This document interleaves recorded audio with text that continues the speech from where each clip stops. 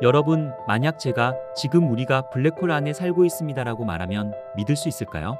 그뿐만 아니라 우리가 관측 가능한 우주의 모든 것들 또한 바로 그 블랙홀 안에 있다고 한다면 어떨까요? 최근 제임스 웹이 관측한 새로운 데이터에서는 실제로 이것이 진짜일 수도 있겠다는 증거들이 나와 논란이 되고 있습니다. 우리가 생각하는 우주가 사실은 우리가 아는 것과는 다를 수 있다는 것이죠. 바로 제임스 웹 우주망원경이 보내온 관측 결과가 우리가 알고 있는 우주에 대해서 한방제대로 도전장을 내민 것입니다. 만약 제임스 웹이 관측한 데이터가 사실로 드러난다면 그 파장은 상상 이상일 것입니다. 더 나아가 빅뱅 자체가 사실은 화이트홀일 수도 있다는 주장까지 나왔죠. 그렇다면 과학자들이 대체 뭘 봤길래 이런 주장을 하는 걸까요? 블랙홀은 시공간의 한 영역입니다. 그곳에서는 중력이 너무 강력해서 빛조차도 그 영역을 벗어날 수 없죠. 시공간을 가로지르는 모든 경로가 다시 블랙홀 안으로 휘어져 버립니다. 보통 우리가 구멍이라 말하면 바닥에 뚫린 구멍을 떠올리잖아요. 그리고 그 구멍으로 들어가면 반대편으로 나올 수 있는 것을 구멍이라 하죠. 하지만 블랙홀은 3차원적인 구멍이라서 어떤 방향으로든 들어갈 수는 있지만 한번 들어가면 다시는 돌아올 수 없는 것을 블랙홀 사건의 지평선이라 부릅니다. 흥미롭게도 우리 우주도 일종의 지평선이 있습니다. 이곳은 우리가 볼 수 없는 우주 너머 정보가 도달할 수 없는 곳을 말합니다. 왜냐하면 우주의 나이가 아직 어리거나 그 지평선 너머에서 온 빛이 우리에게 도달할 만큼 충분한 시간이 흐르지 않았기 때문일 것입니다. 그리고 더욱 놀라운 사실은 이 블랙홀을 아인슈타인의 일반 상대성 이론에 적용하면 아주 흥미로운 결과가 나오게 됩니다. 그 결과는 바로 블랙홀의 반대편에서 완전히 다른 시공간이 열릴 수 있다는 것입니다.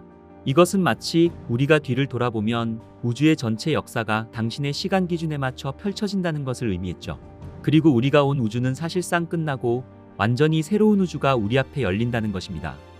1970년대 스티븐 호킹 박사는 아주 놀라운 계산을 하게 됩니다. 블랙홀이 마치 하늘에 석탄이 타는 것처럼 빛을 내며 복사를 방출한다는 것입니다.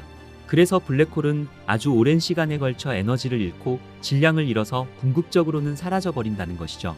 이 호킹 박사의 계산은 블랙홀을 이해하려는 데 있어 중요한 핵심 열쇠가 되었죠. 그렇다면 과학자들은 이런 의문을 가지게 됩니다. 블랙홀이 증발해 언젠가 사라져버린다면 대체 그 모든 것들은 어떻게 될까라는 질문으로 말이죠. 하지만 이 단순한 질문 하나가 무려 50년 동안 엄청난 양의 연구와 논문들을 만들어냈죠. 그리고 2020년 이 문제는 거의 해결되었습니다.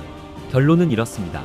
모든 정보는 다시 나온다. 그래서 원칙적으로 먼 미래의 블랙홀에 빨려 들어갔던 모든 정보들이 재구성될 수 있다는 것입니다.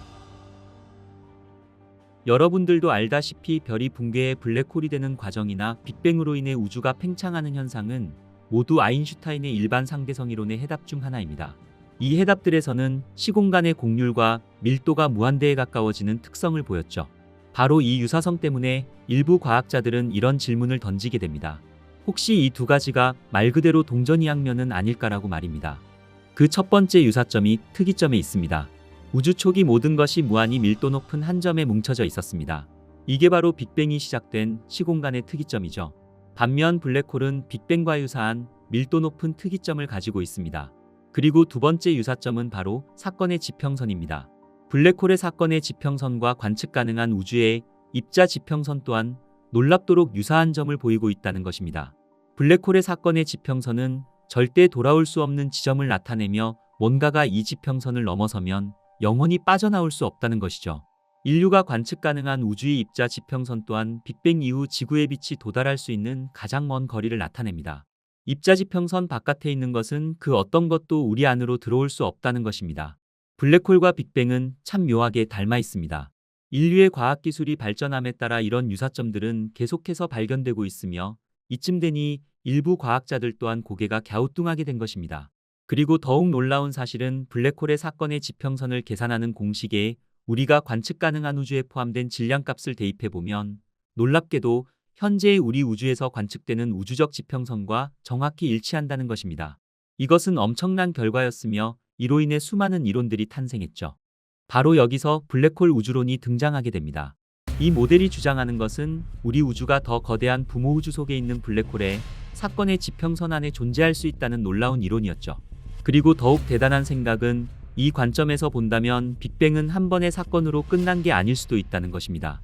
대신 중력 붕괴 후 다시 튀어오르는 바운스 과정이었을 수 있다는 것이죠. 아주 극한의 양자역학과 상대론적 효과로 물질이 붕괴했다가 다시 튀어오르면서 새로이 팽창하는 시공간 영역을 형성했을 거라는 것입니다.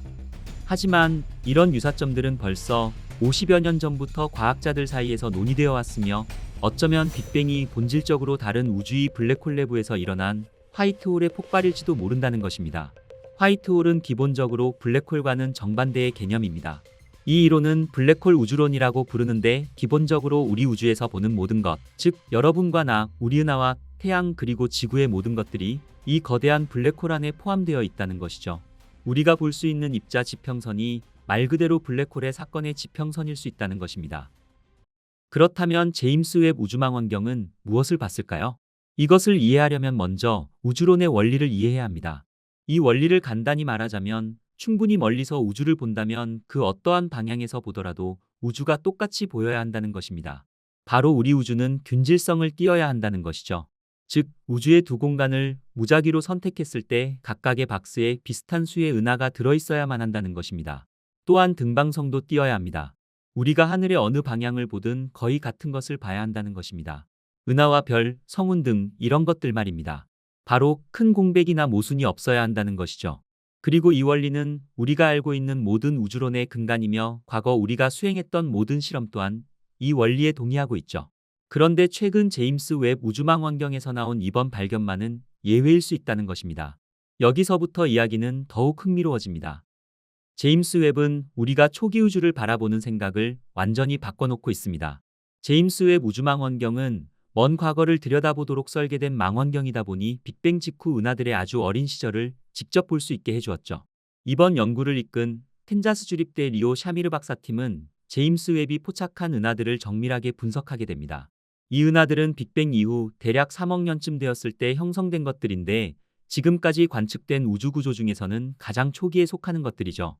여기서부터 중요한 부분이 나오게 됩니다. 최근 새로 발표된 논문에서는 수십억 광년 떨어진 263개의 나선 은하 중에서 어떤 방향으로 회전하는지를 분석했죠. 만약 우리가 알고 있는 우주론의 원리가 옳다면 시계 방향으로 도는 은하와 반시계 방향으로 도는 은하가 각각 절반씩 존재해야만 했습니다. 하지만 제임스 웹이 관측한 데이터는 달랐죠. 은하의 3분의 2가 시계 방향으로 회전하고 있었으며, 고작 3분의 1만이 시계 반대 방향으로 회전하고 있었던 것이죠.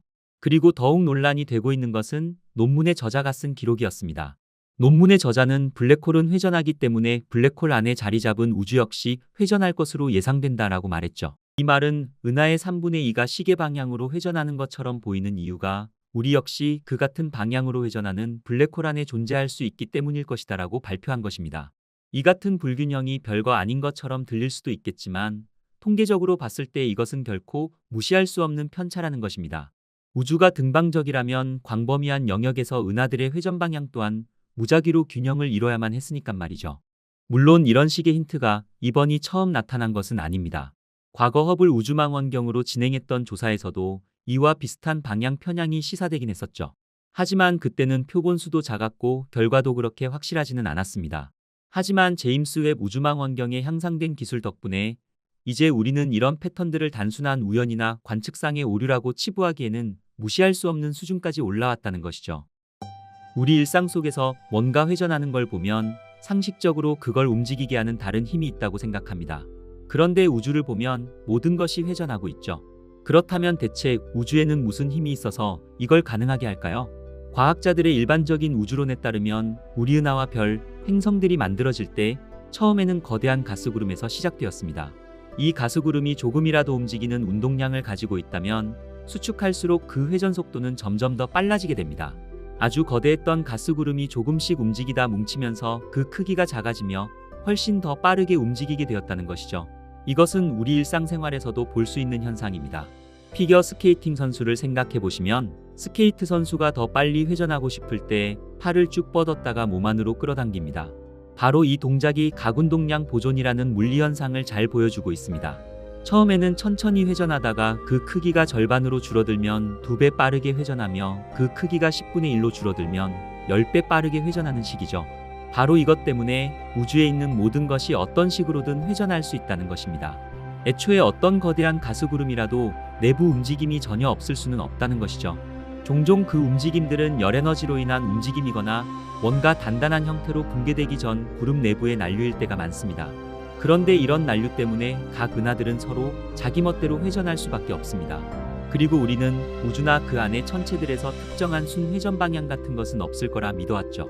하지만 만약 이러한 순 회전 방향이 있다는 것이 발견되고 확인된다면 우리 우주이론은 처음으로 다시 돌아가야 될 것입니다. 블랙홀 안에서는 딱 두 가지 정보만이 보존된다고 합니다. 바로 총 질량과 각 운동량이죠. 블랙홀 안으로 빨려 들어간 운동량은 블랙홀 자체 내에서도 계속 보존된다는 것입니다. 그렇다면 우리 우주 전체에 순 각 운동량이 존재한다면 대체 운동량은 어디에서 온 걸까요? 모든 방향으로 폭발하는 빅뱅에서는 균일하게 퍼져야 할 것인데 이렇게 순 각 운동량이 생긴다는 것이 쉽게 설명이 안 된다는 것입니다. 바로 여기서 블랙홀 안에 우리 우주가 존재한다는 가설과 우리 우주가 회전하고 있다는 가설이 연결되게 됩니다. 만약 이것이 우리 우주가 회전하는 블랙홀 안에서 시작됐다면 그리고 블랙홀의 회전이 우리 우주 구조에 고스란히 각인될 수 있다면 이것은 물려받은 회전 때문에 제임스 웹이 포착한 초기 은하들에서 한쪽 방향으로 편향된 회전이 명확한 신호를 보이게 된 것이 아니겠냐는 겁니다. 그야말로 우리 우주를 탄생시킨 블랙홀의 우주적 지문 같은 것이라는 것이죠. 니코 플로스키 같은 물리학자들은 아인슈타인 카르탕 중력 이론을 통해 이것을 탐구해 왔습니다. 이 이론은 일반 상대성 이론의 변형인데 입자의 스핀을 포함하고 있어 특이점으로 붕괴하는 것을 막을 수 있다 했죠.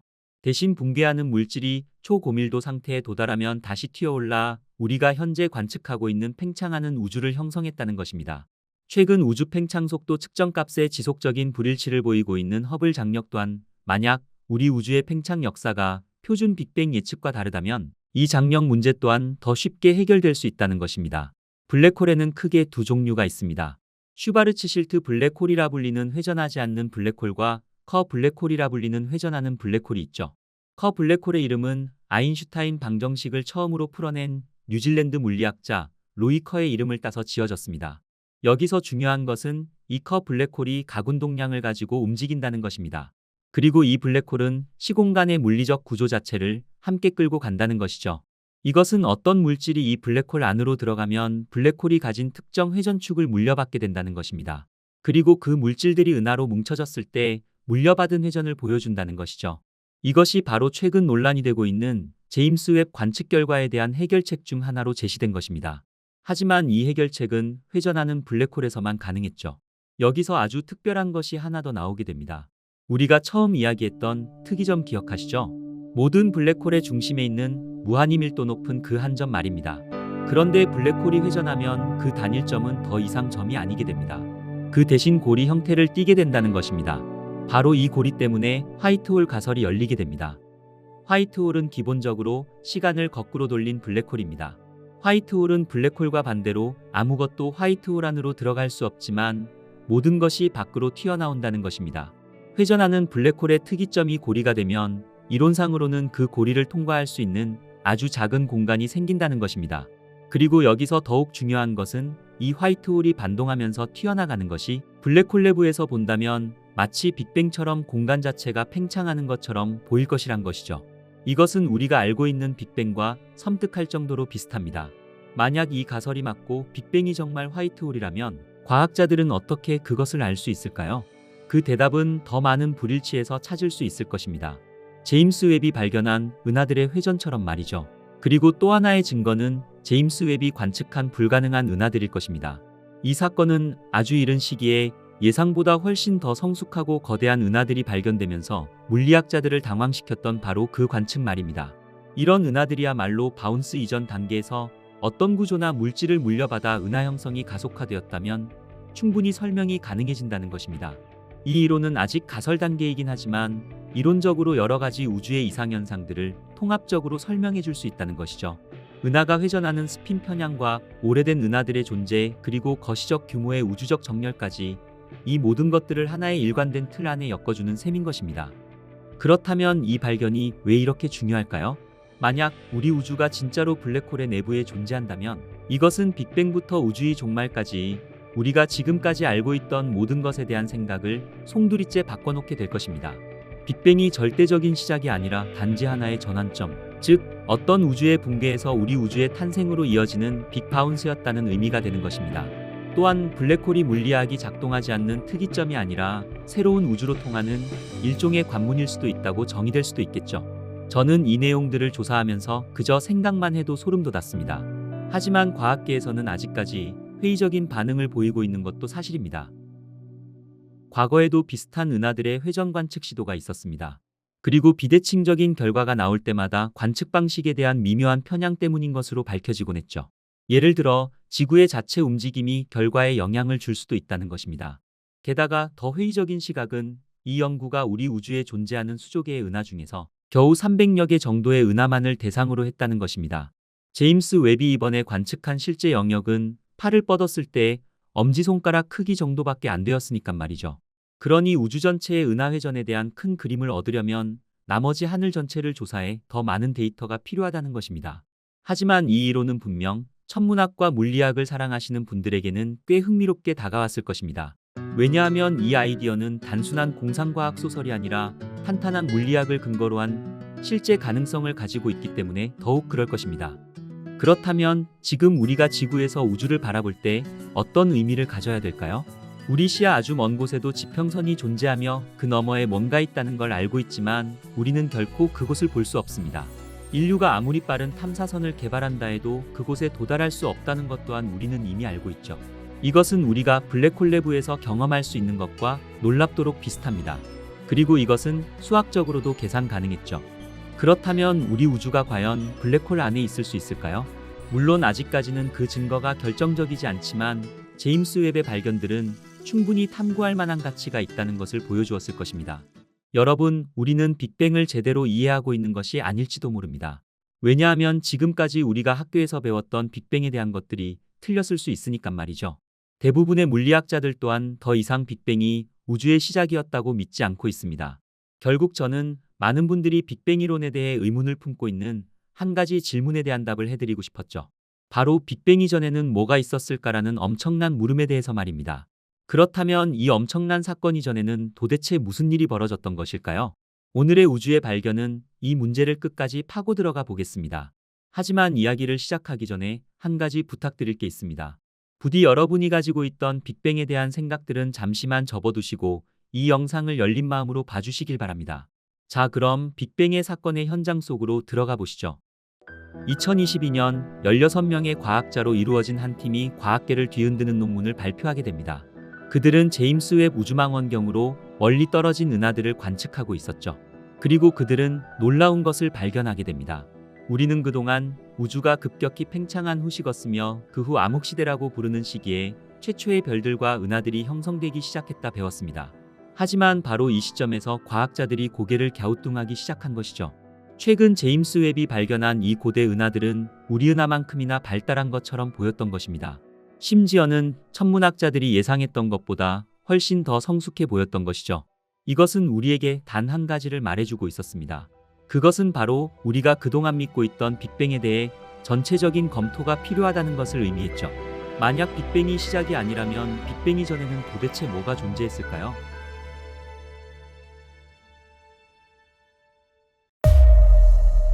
인류는 현대과학이 탄생하기 훨씬 전부터 밤하늘의 별을 올려다보며 우리가 우주 속에서 어떤 존재인지 궁금해했습니다.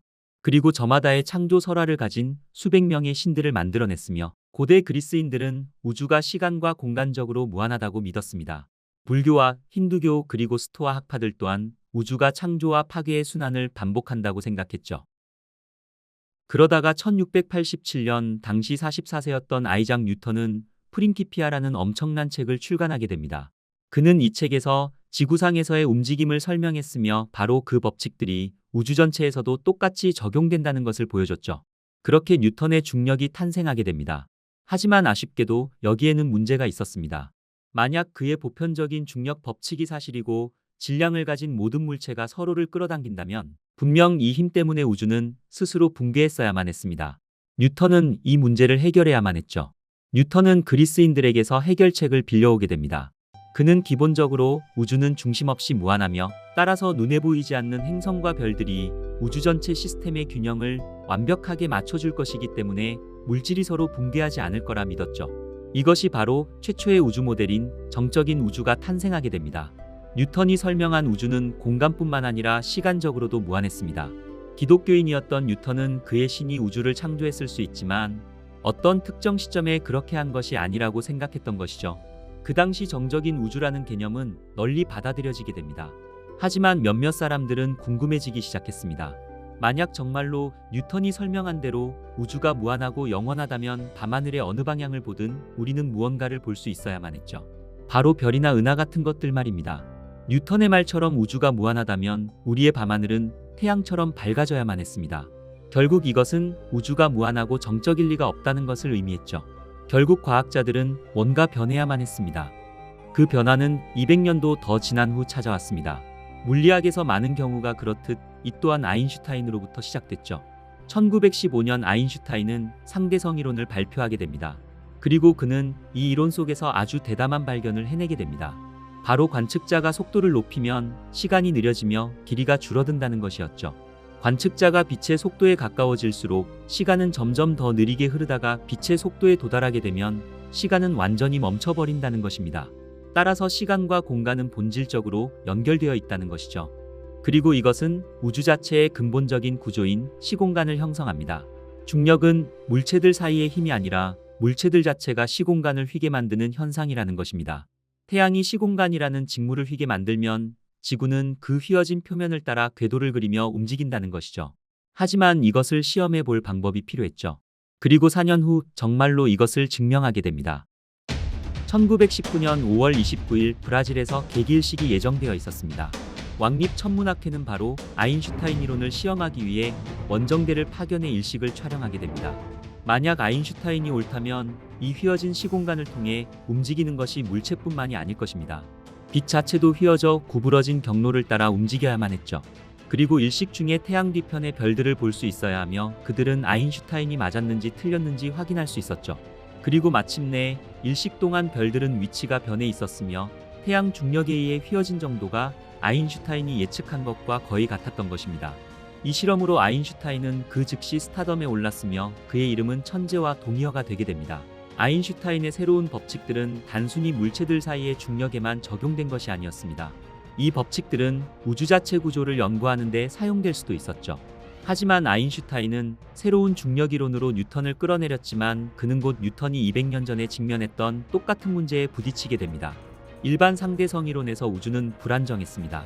중력 때문에 우주는 팽창하거나 수축해야만 했으니까 말입니다. 아인슈타인은 이 문제를 해결하기 위해 자신의 방정식에 우주 상수값을 추가해 수정하게 됩니다. 이 상수는 빈 공간 자체의 에너지를 나타냅니다. 쉽게 말해서 여러분이 만약 텅 빈 우주 공간에서 상자를 가져온다고 가정했을 때 그 상자 안에 얼마나 많은 에너지가 들어있겠느냐는 것이죠. 아인슈타인은 이 값을 조절해 정적인 우주라는 관측 결과와 일치시킬 수 있었습니다. 하지만 그는 이것을 훗날 자신의 가장 큰 실수라고 부르게 되지만 어쩌면 그가 처음부터 옳았을지도 모릅니다. 아인슈타인이 이 모든 상대성 이론을 고민하고 있던 무렵 또 다른 천문학자들은 밤하늘로 시선을 돌려 물리학에서 가장 오랫동안 풀리지 않던 문제 중 하나를 해결하려 노력하고 있었죠. 수세기 동안 천문학자들은 하늘에서 흐릿한 구름들을 관측해왔습니다. 그리고 그들은 이것들을 성운이라고 불렀으며 가장 유명한 것은 안드로메다 성운이었죠. 하지만 그들은 그것들이 무엇인지 정확히 알지 못했습니다. 철학자 임마누엘 칸트는 그것들을 섬우주라고 묘사했지만 우리가 그것들이 얼마나 멀리 떨어져 있는지 측정할 방법이 없었던 것입니다. 그러다가 헨리에타 스완 리비트라는 뛰어난 여성이 획기적인 발견을 하게 됩니다. 그녀는 별의 위치와 밝기를 분류하기 위해 사진관판을 측정하는 일을 맡고 있었습니다. 그녀는 이 작업을 하면서 세페이드 변광성이라는 아주 특별한 별을 연구하게 되었죠. 이 별들은 며칠에서 몇 달에 걸쳐 주기적으로 밝기가 변했으며 그녀는 여기서 한 가지 패턴을 발견하게 됩니다. 바로 맥동주기가 길수록 별들은 실제로 더 밝다는 것을 말입니다. 이 발견으로 천문학자들은 주기를 측정할 수 있었으며 별의 실제 밝기를 알아내 지구에서 보았을 때의 밝기와 비교할 수 있게 됩니다. 에드윈 허블은 이 방법을 이용해 망원경을 안드로메다 성운으로 돌렸으며 그는 변광성의 주기를 측정해 안드로메다까지의 거리를 계산할 수 있었죠. 그의 결과는 무려 90만 광년이었습니다. 허블은 바로 섬 우주들이 실제로 존재했다는 것을 증명했죠. 우리가 오랫동안 보고 있던 그 흐릿한 성운들 모두가 실제로는 우리 은하처럼 하나의 은하들이었던 것입니다. 그 순간 우리가 알고 있던 우주의 크기는 몇백만 배나 커지게 됩니다. 그 당시 베스토 슬라이퍼 또한 이 은하들을 관찰하고 있었는데 그 역시 무언가를 발견했죠. 대부분의 은하에서 나오는 빛이 적색 편의 현상을 보인다는 것입니다. 이것은 그 은하들이 엄청난 속도로 우리에게서 멀어지고 있다는 것을 의미했죠. 바로 우주가 팽창하고 있다는 것입니다. 이제 우리는 적색 편의가 도플러 효과로 인해 발생했다는 것을 알고 있습니다. 그리고 이를 바탕으로 허블은 슬라이퍼와 리비트의 새로운 방법을 사용해 여러 은하까지 이 거리를 측정할 수 있었으며 그 은하들이 우리에게서 얼마나 빨리 멀어지고 있는지를 알아낼 수 있었죠. 그는 이 모든 데이터를 그래프화했으며 그 경향은 아주 분명했습니다. 은하들이 멀리 떨어져 있을수록 우리에게서 더 빨리 멀어지고 있다는 것을 말입니다. 이것으로 뉴턴은 물론이고 아인슈타인이 주장했던 정적인 우주는 막을 내리게 됩니다. 허블의 위대한 관측은 물리학자들이 한동안 믿어왔던 것을 확인시켜 준 것이죠. 알렉산더 프리드만과 조르주 르메트르는 아인슈타인의 방정식을 사용해 역동적인 우주를 예측했으며 그들의 생각은 옳았습니다. 그들은 즉시 시간을 거꾸로 돌려보자는 생각을 했죠. 만약 우주가 시간이 흐름에 따라 팽창한다면 시간을 거슬러 올라갈수록 우주는 수축해 점점 더 밀집될 것이며 결국에는 극도로 밀도 높은 상태에 도달할 것이라 생각한 것입니다. 르메트르는 이를 원시 원자라 불렀으며 이 새로운 이론의 아버지로 알려지게 됩니다. 하지만 이 원시 원자 모델에도 문제가 있었습니다. 만약 여러분들이 우주의 팽창 속도를 가지고 시간을 거꾸로 되돌린다면 우주의 나이를 알아낼 수 있을 거라 생각할 수 있습니다. 하지만 그들이 그렇게 했을 때 그 결과는 참담했죠. 그 결과는 우주의 나이가 고작 18억 년이라는 민망한 결과가 나왔던 것입니다. 그 당시 지질학자들은 이미 지구의 나이가 최소 45억 년 이상 되었다는 것을 알고 있었는데 이 허무한 결과는 뭔가 잘못된 것이 분명했습니다. 솔직히 말해서 이런 문제가 없었다 하더라도 아인슈타인은 팽창하는 우주라는 개념 자체를 좋아하지 않았습니다. 그는 정적인 우주에 대한 깊은 신념을 가지고 있었으며 원시 원자 개념과 자신의 정적인 우주를 결합한 새로운 이론을 탐구하기 시작했죠. 에너지 밀도가 일정하게 유지되어야 한다면 물질의 새로운 입자들이 계속해서 생성되어야 한다고 생각했던 것입니다. 그는 어떤 기원도 없이 팽창하는 우주를 상상했는데 여기에서 새로운 입자들이 그의 우주상수, 즉 빈 공간의 에너지로부터 창조될 수 있다 생각한 것입니다. 공간의 팽창이 새로운 물질을 퍼뜨리고 그래서 우주의 총 에너지 밀도는 일정하게 유지된다는 것이죠. 하지만 그의 아이디어는 제대로 작동하게 만들 수 없었습니다. 사소한 문제들이 계속 발생했으며 결국 그는 누구에게도 이 사실을 말하지 않았죠. 그리고 이 사실은 2014년이 되어서야 그의 문서 보관소에서 발견되게 됩니다. 하지만 다행스럽게도 영국에 있던 3명의 과학자가 1945년에 똑같은 생각을 하게 됩니다. 프레드 호일과 토마스 골드, 헤르만 본디는 아인슈타인이 포기했던 것과 같은 개념을 떠올렸죠. 그들은 이것을 정상 상태 모델이라 불렀습니다. 빅뱅이라는 이름은 사실 호일이 라디오 프로그램을 진행하면서 원시 원자를 언급하다 그는 이렇게 말하게 됩니다. 그는 우주의 모든 물질은 먼 과거의 특정 시점의 하나의 큰 쾅으로 창조되었다라고 말했죠. 빅뱅이라는 이름은 그렇게 탄생하게 됩니다. 우리는 이렇게 빅뱅의 토대를 마련했으며 이것이 아마도 여러분들이 배웠던 빅뱅과 상당히 비슷할 것입니다. 아주 오래전에 모든 것이 더 가깝고 뜨거웠으며 그러다 쾅하고 우주가 탄생했다는 것입니다. 하지만 여전히 테스트해야 할 것들이 남아 있었습니다. 과학자들이 고민하던 것 중 하나는 바로 물질들은 어떻게 되는 걸까라는 질문이었죠.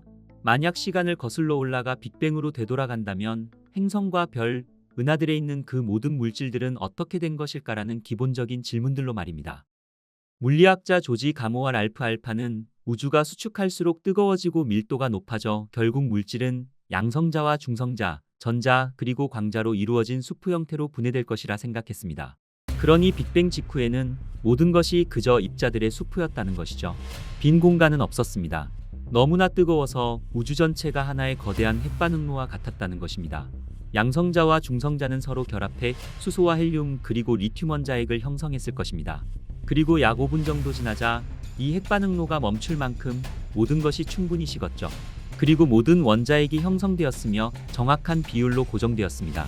원자핵의 75%는 수소와 25%는 헬륨으로 그리고 극히 적은 비율로 리튬 같은 것들이 발견될 것이라고 예측했죠. 그들의 놀라운 예측은 옳았습니다. 관측 결과 이 비율과 일치했던 것입니다. 그들은 거기서 멈추지 않았습니다. 그들은 초기 우주와 그 수프에 대해 계속 고민했죠. 빅뱅 직후 5분 그 수프는 세 가지로 가득 차 있었습니다. 바로 원자핵과 전자 그리고 빅뱅에서 생성된 빛의 광자였죠. 이 빛은 너무 뜨거워 플라즈마 상태에서 핵에 계속 흡수되었다 다시 방출되며 그 속에서 갇혀 있었습니다. 이 수프가 섭씨 2700도까지 식을 때까지 38만 년 동안 이 상태가 유지되었죠. 그 순간 모든 것이 바뀌게 됩니다. 즉시 전자들은 가장 가까운 핵에 찰싹 달라붙었으며 그 광자들은 마침내 빈 공간을 자유롭게 날아다닐 수 있게 되었죠. 그리고 그때부터 빛은 우주를 통해 계속 퍼져나갔으며 우주가 팽창함에 따라 시공간에 의해 늘어나며 엄청나게 적색편이 되었을 것입니다. 과학자들은 만약 빅뱅이 실제로 일어났다는 것을 증명하고 싶다면 이 빛을 찾아야만 했죠. 과학자들의 사냥은 지금부터 시작된 것입니다. 1982년 나사는 우주 마이크로파 배경 복사를 촬영할 우주선 개발을 승인하게 됩니다. 나사의 코비 위성은 하늘의 모든 방향을 스캔하며 지도를 만들기 시작했죠. 그리고 1990년이 되자 그들은 필요한 모든 데이터를 확보했으며 거대한 발견을 공개하게 됩니다. 그들은 전체 하늘의 마이크로파 배경 복사에 가장 완벽한 이미지를 얻게 된 것입니다. 스티븐 호킹 박사는 이 결과를 두고 모든 시대의 과학적 발견이라 표현할 정도로 엄청난 성과였죠. 그리고 이것은 과학자들이 수십 년 동안 의심하고 찾아 헤맸던 것을 마침내 확인시켜 준 것입니다. 그렇다면 우리의 이야기는 여기서 끝난 걸까요? 하지만 아직 답을 찾지 못한 세 가지 큰 문제점이 남아 있습니다. 첫 번째는 지평선 문제라고 알려져 있습니다. 우리는 그 이후로 마이크로파 배경 복사를 아주 정밀하게 매핑했으며 전체 하늘의 열적 차이를 측정했죠. 그리고 그 차이는 거의 완벽했습니다. 어디를 보든 전체 신호는 거의 정확히 2.7켈빈이었으니까 말입니다. 하지만 문제는 이 온도 차이가 우주의 한쪽 끝에서 다른 쪽 끝으로 전달될 때까지 모든 것이 완벽하게 균일한 온도에 도달할 만한 충분한 시간이 없었다는 것입니다. 빛의 속도로 이동해도 우주의 반대편에 있는 마이크로파 배경 복사의 두 지점이 배경 복사의 빛이 방출되기 전 38만 년 동안 열적 평형에 도달할 방법이 없었다는 것이죠. 그렇다면 우주가 처음부터 완벽하게 균일했다고 가정한다면 이 문제가 해결되었을까요? 만약 그랬다면 우리는 오늘날 이와 같은 은하의 추상적인 분포를 볼 수 없을 것입니다. 두 번째 문제는 편평도 문제라고 합니다. 우주 공간은 휘어진 정도가 다를 수 있다는 것이죠. 이 휘어진 정도는 오메가라고 불리는 숫자로 표시됩니다. 오메가가 1이면 공간은 편평하고 평행선은 영원히 평행하게 유지됩니다. 오메가가 1보다 작으면 공간은 음의 공류를 띠며 이 평행선들은 서로 벌어지죠. 그리고 오메가가 1보다 크면 공간은 양의 공류를 띠게 되며 같은 평행선들은 결국 한 점으로 모이게 됩니다. 우리가 실제로 우주의 공류를 측정해보면 거의 완벽하게 1에 가깝죠. 이렇게 편평하면서 팽창하는 공간에 대한 예측은 본질적으로 불안정합니다. 만약 1에서 아주 미세하게라도 벗어나면 양쪽 어느 방향이든 그 값에서 급격히 멀어져 버릴 테니 말입니다. 그리고 오늘날 우리가 1로 측정한다는 것은 먼 과거에는 상상할 수 없을 정도로 1에 가까웠다는 뜻입니다. 그렇다면 만약 오메가가 1이 아니었다면 그 결과는 재앙적이었을 것입니다. 바로 우주는 스스로 파괴되거나 붕괴했을 수도 있다는 것입니다. 세 번째는 자기 단극자 문제로 알려져 있으며 입자물리학자들이 제기한 문제입니다. 초기 우주에 존재했을 법한 이런 엄청나게 높은 에너지 상태에서는 자기 단극자라 불리는 수많은 이상한 입자들이 형성되었어야만 했다는 것입니다. 문제는 우리가 단 한 개도 발견한 적이 없다는 것입니다. 게다가 얘네들은 너무 무거워서 우주가 팽창하는 것을 막았을 것이라는 것이죠. 그리고 이런 문제들 외에도 여전히 특이점이라는 게 남아 있었습니다. 대부분의 물리학자들은 뭔가 잘못되었다고 생각했죠. 아인슈타인조차도 우주가 빅뱅 특이점에서 시작되었다는 생각 자체를 혐오스럽다 말했을 정도니까 말입니다. 그리고 이 시점에서 모든 논쟁은 절정에 달하게 됩니다. 호킹과 펠로즈의 특이점 증명은 네 가지 가정에 기반을 두고 있었습니다. 첫째, 중력은 항상 인력이다. 둘째, 우주는 3차원 공간과 1차원 시간으로 이루어져 있다. 셋째, 과거로의 시간 여행은 불가능하다. 그리고 마지막 네 번째는 아인슈타인의 일반 상대성 이론은 모든 스케일에서 우주의 진화를 설명한다입니다. 하지만 이제 이 모든 가정들이 의심받고 있습니다. 특히 네 번째는 더욱더 그렇죠. 우리는 일반 상대성 이론이 양자역학과 충돌하는 상호작용에서 큰 문제들을 가지고 있다는 것을 알고 있습니다. 호킹과 펠로즈 둘 다 이 가정들 중 많은 것을 부정했습니다. 시간이 빅뱅 특이점에서 시작되었다는 그들의 증명은 무너져 버렸죠. 분명 우리는 더 나은 뭔가가 필요했습니다. 그리고 마침내 물리학자 앨런 구스가 등장하게 됩니다. 구스 박사는 일반 물리학에서의 상전이에 대해 생각하고 있었습니다. 얼음이 녹으면서 액체가 되는 것처럼 말이죠. 거기서 더 가열하면 수증기가 됩니다. 이런 게 바로 상전이입니다. 그런데 좀 이상한 종류의 상전이도 있습니다. 액체 상태의 물이 충분히 순수하면 일반적인 어는점보다 더 낮은 온도까지 식혀질 수 있는데 이를 과냉각이라고 부르는 과정에서 상전이가 지연된다는 것이죠. 빅뱅 이론에서는 우주가 팽창하며 무한히 뜨거운 온도에서 식어내려갔다 생각했습니다. 하지만 이렇게 식는 과정이 자기 단극자 문제를 일으켰죠. 그렇다면 물처럼 냉각을 지연시킬 수 있다면 어떨까요? 그들은 냉각이 약간이라도 지연된다면 자기 단극자 문제가 사라진다는 것을 계산해낸 것입니다. 그냥 생성되지 않는다는 것이죠. 그렇다면 이 과냉각이 우주의 팽창 속도에 어떤 영향을 미칠까요? 우리는 일반적으로 빈 공간을 생각할 때 말 그대로 아무것도 없는 곳이라고 생각할 수도 있습니다. 하지만 양자역학은 빈 공간이 사실은 혼돈스러운 바다라는 것을 보여줍니다. 우리에게는 숨겨져 있지만 그곳에는 각각 특정 입자에 해당하는 양자장들이 존재한다는 것이죠. 전자장과 쿼크장, 대충 그런 것들입니다. 그 장에 파동이 생기면 우리와 같은 입자들이 생성됩니다. 우리의 전자도 이런 기본적인 장에서 나오죠. 이 빈 공간에서는 전자와 양전자 같은 입자와 반입자들이 끊임없이 나타났다 사라지기를 반복합니다. 잠시 멀어졌다가 다시 합쳐져서 양자장의 진공 속으로 사라진다는 것이죠. 바로 이런 양자 상호작용들이 빈 공간의 진공에서 아주 미미한 에너지를 부여하게 된다는 것입니다. 기억하시겠지만 에너지와 질량은 같은 것입니다. 따라서 충분한 빈 공간이 있고 그 진공에서 에너지를 추출할 수 있다면 여러분과 심지어 우주 전체를 만들기에 충분한 질량을 얻을 수 있다는 것이죠. 구스 박사는 빈 공간의 진공 에너지에 의해 우주가 얼마나 빨리 팽창할지 계산하기 시작했습니다. 그리고 그 결과는 정말 상상할 수 없을 정도의 속도였죠. 우주는 찰나의 순간에도 100조 배 이상 팽창한다는 것입니다. 그는 이 엄청난 성장 기간이 편평도 문제를 해결할 것이라는 것을 깨달았죠. 이렇게 급격한 팽창 시기를 사용하면 기존의 방정식은 완전히 뒤집어졌습니다. 우주의 공류를 나타내는 오메가 값이 순식간에 1로 수렴해버린 것입니다. 우주가 초기에 어떤 형태였든 상관없이 진공에너지에 의해 주도된 팽창은 우주를 완벽하게 평평하게 만들었습니다. 편평도 문제가 해결된 것입니다. 구스 박사는 이것을 인플레이션이라 이름 붙이게 됩니다.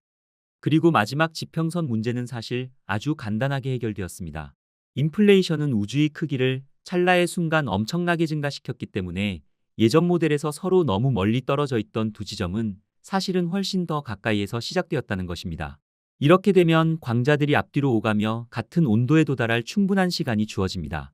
그래서 오늘날 우주 배경 복사가 이렇게 균일하게 보인다는 것이죠. 지평선 문제도 해결된 것입니다. 저에게는 마치 구스 박사의 인플레이션 이론이 마법을 부리는 것 같았죠. 인플레이션 이론은 빅뱅에서 가장 시급한 문제들을 그야말로 순식간에 해결해 주었으며 그 과정에서 골칫거리였던 특이점마저도 대체해버렸으니까 말입니다. 우주 배경 복사를 살펴보면 약간 더 밀도 높은 영역들이 보입니다. 차가운 지점보다 이곳의 원시 수프가 조금 더 많았다는 것이죠. 그리고 중력은 항상 더 많은 물질을 이렇게 밀도 높은 영역으로 끌어당기기 때문에 이 작은 변동들이 중력 덕분에 수십억 년에 걸쳐 폭발적으로 커져 오늘날 우리가 보는 은하들의 우주망과 구조를 만들어낸 것입니다. 만약 배경 복사가 완벽하게 균일했다면 우리 우주에는 은하가 전혀 없었겠죠. 이 모든 아이디어를 종합해보면 우리는 드디어 빅뱅이 쾅하고 터진 것이 무엇인지 완전한 그림을 조립할 수 있게 됩니다. 우리는 빈 공간에서 시작한 것입니다. 물질도 없고 빛도 없는 아무것도 없는 빈 공간에서 말입니다. 하지만 우리의 빈 공간은 인플레이션 장으로 가득 차 있습니다. 이 장은 빈 공간이 엄청나게 빠르게 크기를 키우도록 강요했을 것이며 만약 처음 크기가 쌀알만 했다고 가정한다면 1초의 1조분의 1의 1조분의 1보다 짧은 시간 안에 관측 가능한 우주보다도 더 커졌을 것입니다.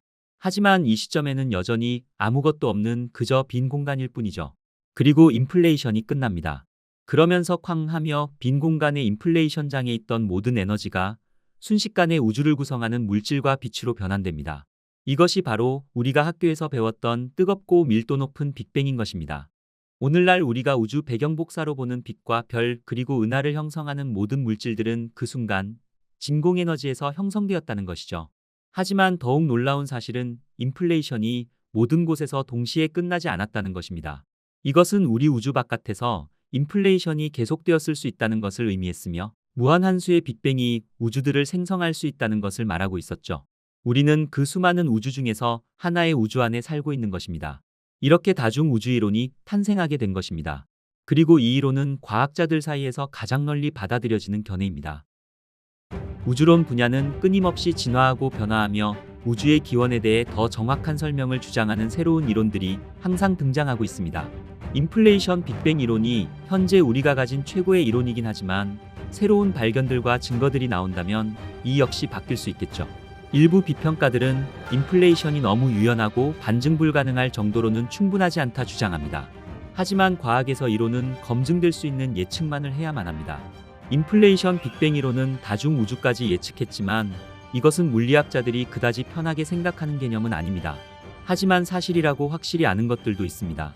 뜨겁고 밀도 높은 빅뱅, 즉 우주에 있는 모든 것이 한때 오늘날보다 훨씬 더 가깝고 뜨거웠다는 것은 분명히 일어난 일입니다. 우리는 이제 그것을 볼 수 있습니다. 이것은 논쟁의 여지가 없죠. 하지만 그 너머를 내다보고 그 뜨겁고 밀도 높은 상태를 무엇이 유발했는지 그 이전에 무엇이 있었는지에 대한 질문에 답하려는 시도는 여전히 진행 중입니다. 앨런 구스 박사는 빅뱅 이론은 결코 폭발에 대한 이론이 아니었다고 말하며 무엇이 터졌는지, 왜 터졌는지, 터지기 전에는 무슨 일이 있었는지에 대해서는 아무것도 말해주지 않는다는 것입니다. 그리고 이것이 빅뱅에 대한 우리가 아는 모든 설명일 것입니다.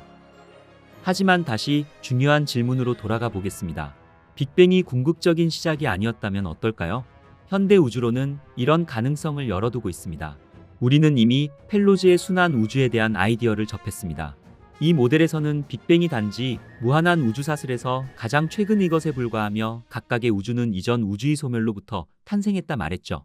이 모델에서는 상상할 수 없을 정도로 먼 미래에는 우주가 계속 팽창해 모든 물질이 결국 붕괴되면 거의 텅 빈 상태가 될 것이라는 것입니다.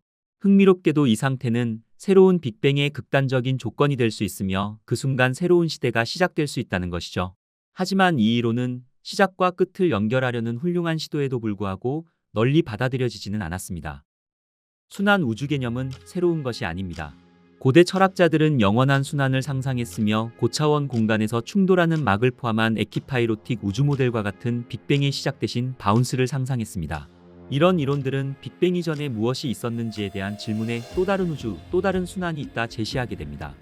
그리고 또 다른 아이디어는 어쩌면 시간 자체가 빅뱅과 함께 시작되었다는 것입니다.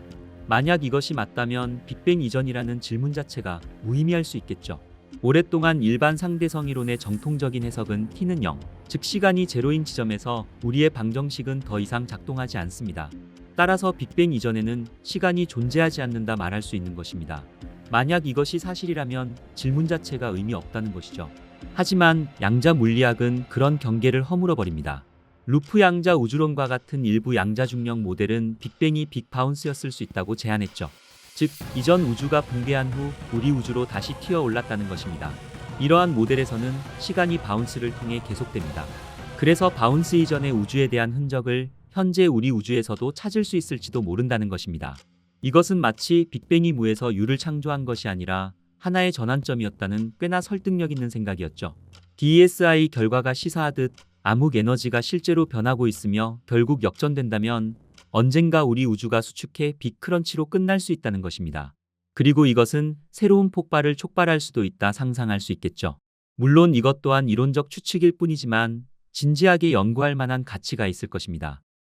현재 우리는 놀랍도록 잘 설명되어 있는 우주 모델을 가지고 있으면서도 동시에 이 이론을 뒤흔드는 놀라운 발견들로 가득 차 있습니다. 현재로서는 빅뱅 이전에는 무엇이 있었을까라는 질문에는 여전히 정확한 답을 찾지 못했지만 만약 우리 우주가 여러 주기 중 하나일 뿐이었다면 이전 우주가 남긴 미묘한 패턴을 발견할 수도 있겠죠. 그리고 만약 빅뱅이 일련의 폭발 중 하나였다면 우리는 그 덧없는 사건들의 흔적을 찾을 수도 있을 것입니다. 아니면 언젠가 새로운 양자 중력 이론이 우리 우주를 탄생시킨 상태를 추론할 수 있도록 해줄지도 모르죠. 여러분은 어떤 시나리오가 가장 그럴듯하다고 생각하시나요? 인간의 뇌는 지구에서 가장 똑똑한 뇌 중 하나일 것입니다. 하지만 우리가 도저히 이해할 수 없는 것들 또한 수없이 존재하고 있죠. 우리 인간은 현실을 특정한 방식으로 이해하도록 진화해왔지만 우리의 현실은 우리가 생각하는 방식으로 작동하지 않는다는 것을 우리는 이미 알고 있습니다. 지난 60년 동안 인류는 우주를 주의 깊게 바라보며 우리가 은하에서 혼자가 아님을 알려주는 신호를 찾기 위해 귀를 기울였습니다. 그리고 인류가 외계 행성들을 발견할수록 우리가 우주에서 혼자가 아닐 수 있다는 생각은 커져만 갔죠. 인류가 관측할 수 있는 관측 가능한 우주는 약 2조 개의 은하가 있습니다. 각 은하에는 평균적으로 1억 개의 별이 있습니다. 어떤 초거대 은하는 100조 개의 별을 가지고 있으며 우리 은하는 1000억에서 4000억 개의 별을 포함하고 있죠. 그리고 이러한 별들 주위에는 적어도 하나 이상의 행성들이 더 있을 가능성이 높으며 우리 태양계와 유사한 복잡한 행성계가 존재할 수 있습니다. 그렇다면 이제 우리는 더 큰 질문에 다다르게 됩니다. 외계인들은 모두 어디에 있는가라는 질문으로 말이죠. 어떤 이들은 이것을 위대한 침묵이라고 부르며 다른 이들은 페르미의 역설이라고 부릅니다. 일부 과학자들은 페르미 역설에 대한 몇 가지 흥미로운 해결책을 제시했으며 외계 문명으로부터 소식을 듣지 못한 이유 자체가 가장 무서운 답일 수 있다 말합니다. 오늘의 우주의 발견은 페르미 역설에 대한 새로운 해결책에 대해서 알아보겠습니다.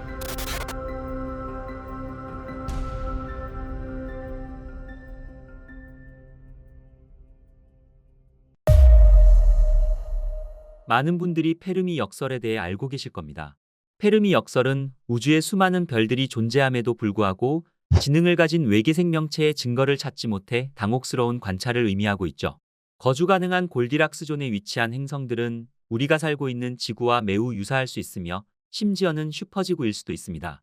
따라서 우리 은하 내에서도 지능적인 외계 생명체로 가득 차 있어야 하며 우리가 지금까지 무언가를 보거나 들었어야 했죠.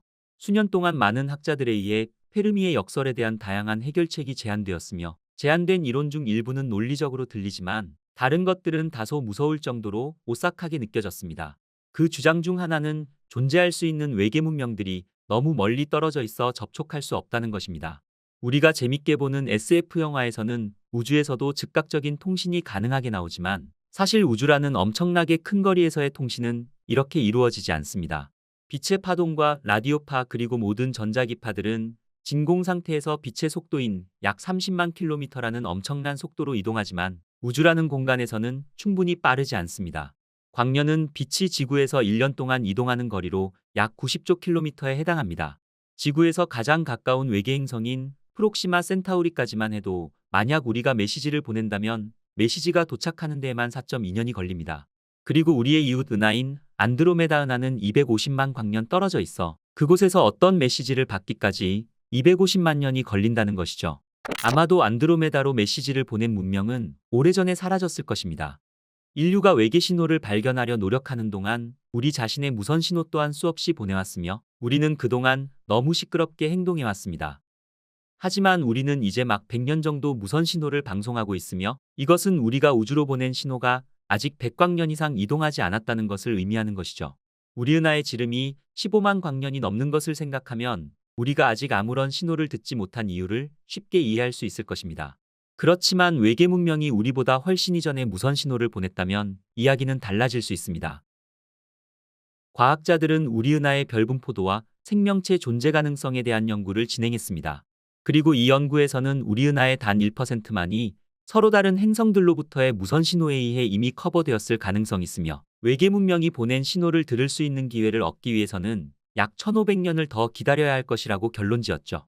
또 다른 연구에서는 인류가 외계 문명으로부터 신호를 포착하기까지는 무려 40만 년을 더 기다려야 될 것이라고 주장합니다. 페르미의 역설에 대한 가장 무서운 해결책은 아마도 중국의 과학소설 작가 리우치신이 쓴 어두운 숲 이론일 것입니다. 이 이론에서는 우주를 광활하고 어두운 숲으로 비유하며 우리 인간과 다른 외계 문명들을 사냥꾼으로 생각했죠. 외계 사냥꾼은 자신에게 주목을 끌지 않기 위해 횃불을 밝히지 않습니다. 주목받는 것은 배고픈 사자의 턱 아래 머리를 내어주는 것과 같죠. 그리고 더 나쁜 것은 또 다른 경쟁 사냥꾼들에게 주목을 받을 수 있다는 것입니다. 현재의 인류는 항성 간 여행을 할 수 없습니다. 하지만 항성 간의 통신은 이미 존재하는 기술과 장비로 가능합니다. 사실 우리는 우주선을 의도적으로 보냈으며 우주로 노출되는 라디오 및 TV 신호를 무의식적으로 보내고 있죠. 보이저 탐사선은 이미 태양계를 벗어나고 있으며 그리고 이 두 탐사선들은 기본적으로 인류 전체의 정보를 담고 있습니다. 만약 보이저 탐사선이 지나가는 곳에 지능적 외계 문명이 있다면 그것을 가로챌 수 있을 것입니다. 이것은 좋은 일이 될 수도 있고 나쁜 일이 될 수도 있을 것입니다.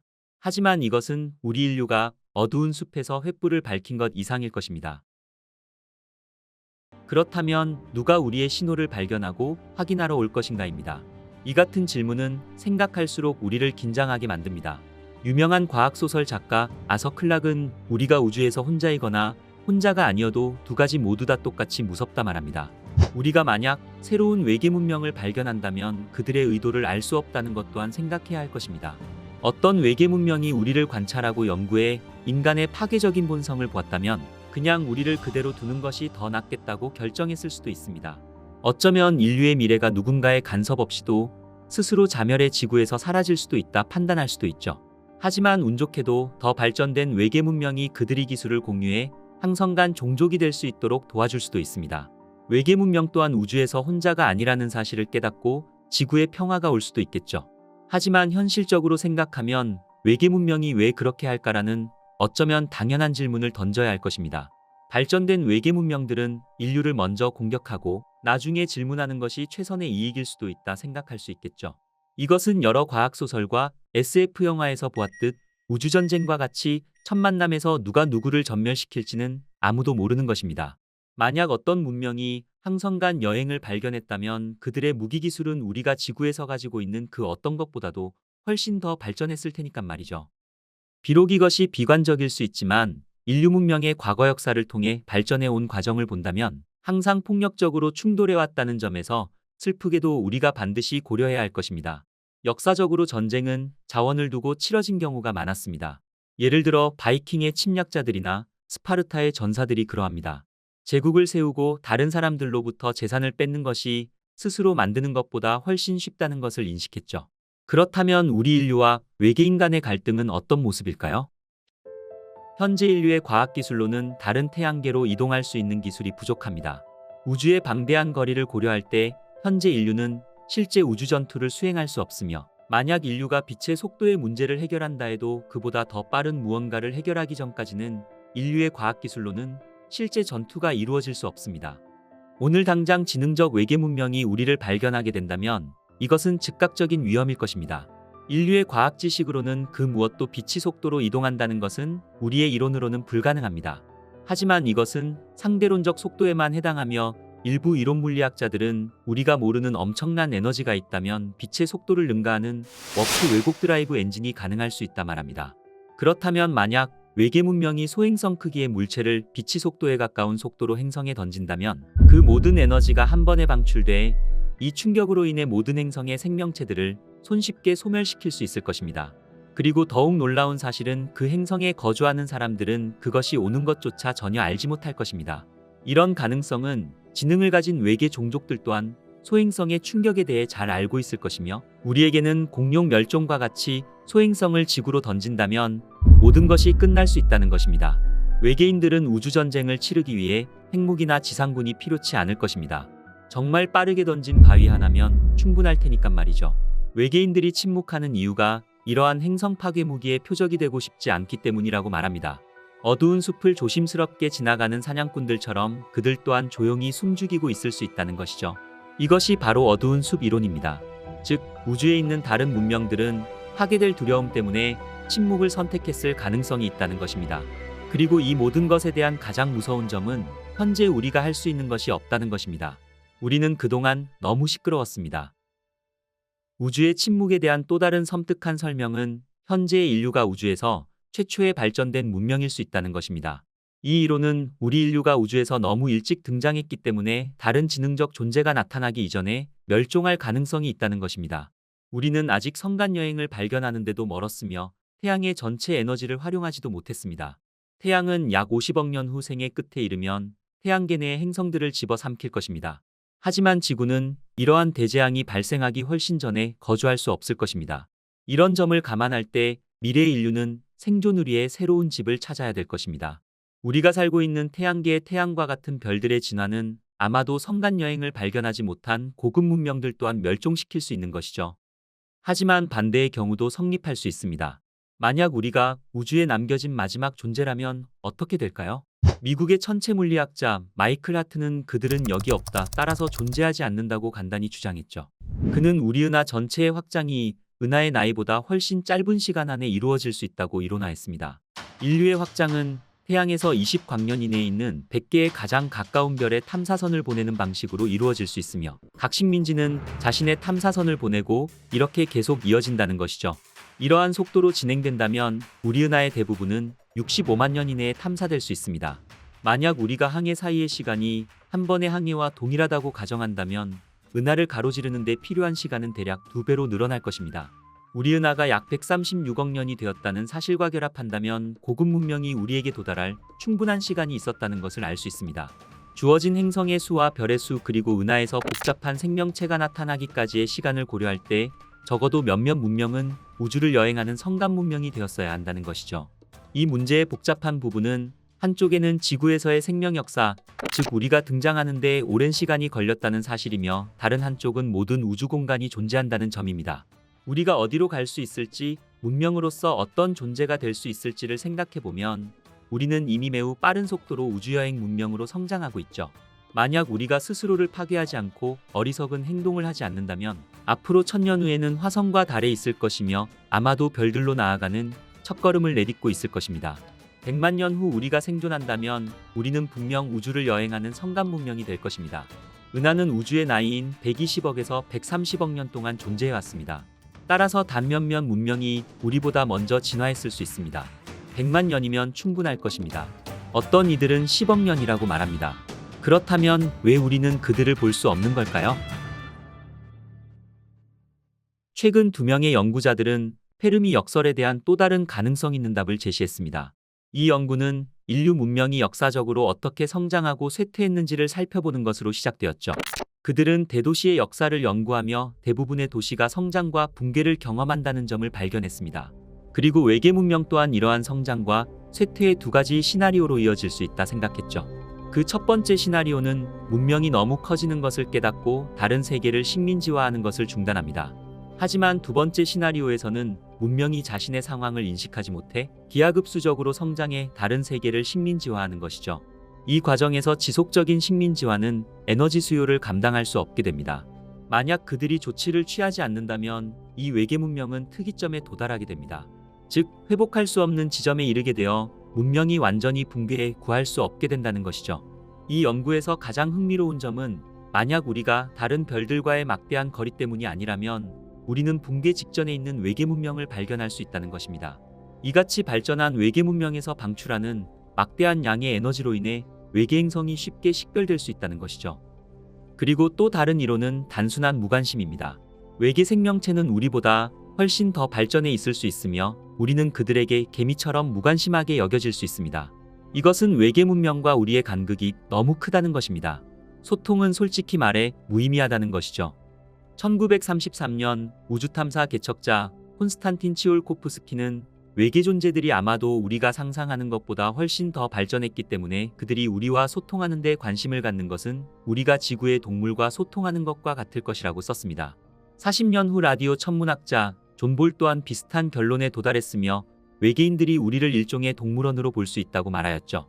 그리고 이 이론을 동물원 가설이라 부르며 다른 지능적 생명체들이 자신을 드러내지 않고 우리를 관찰하고 있다 생각하게 되었죠.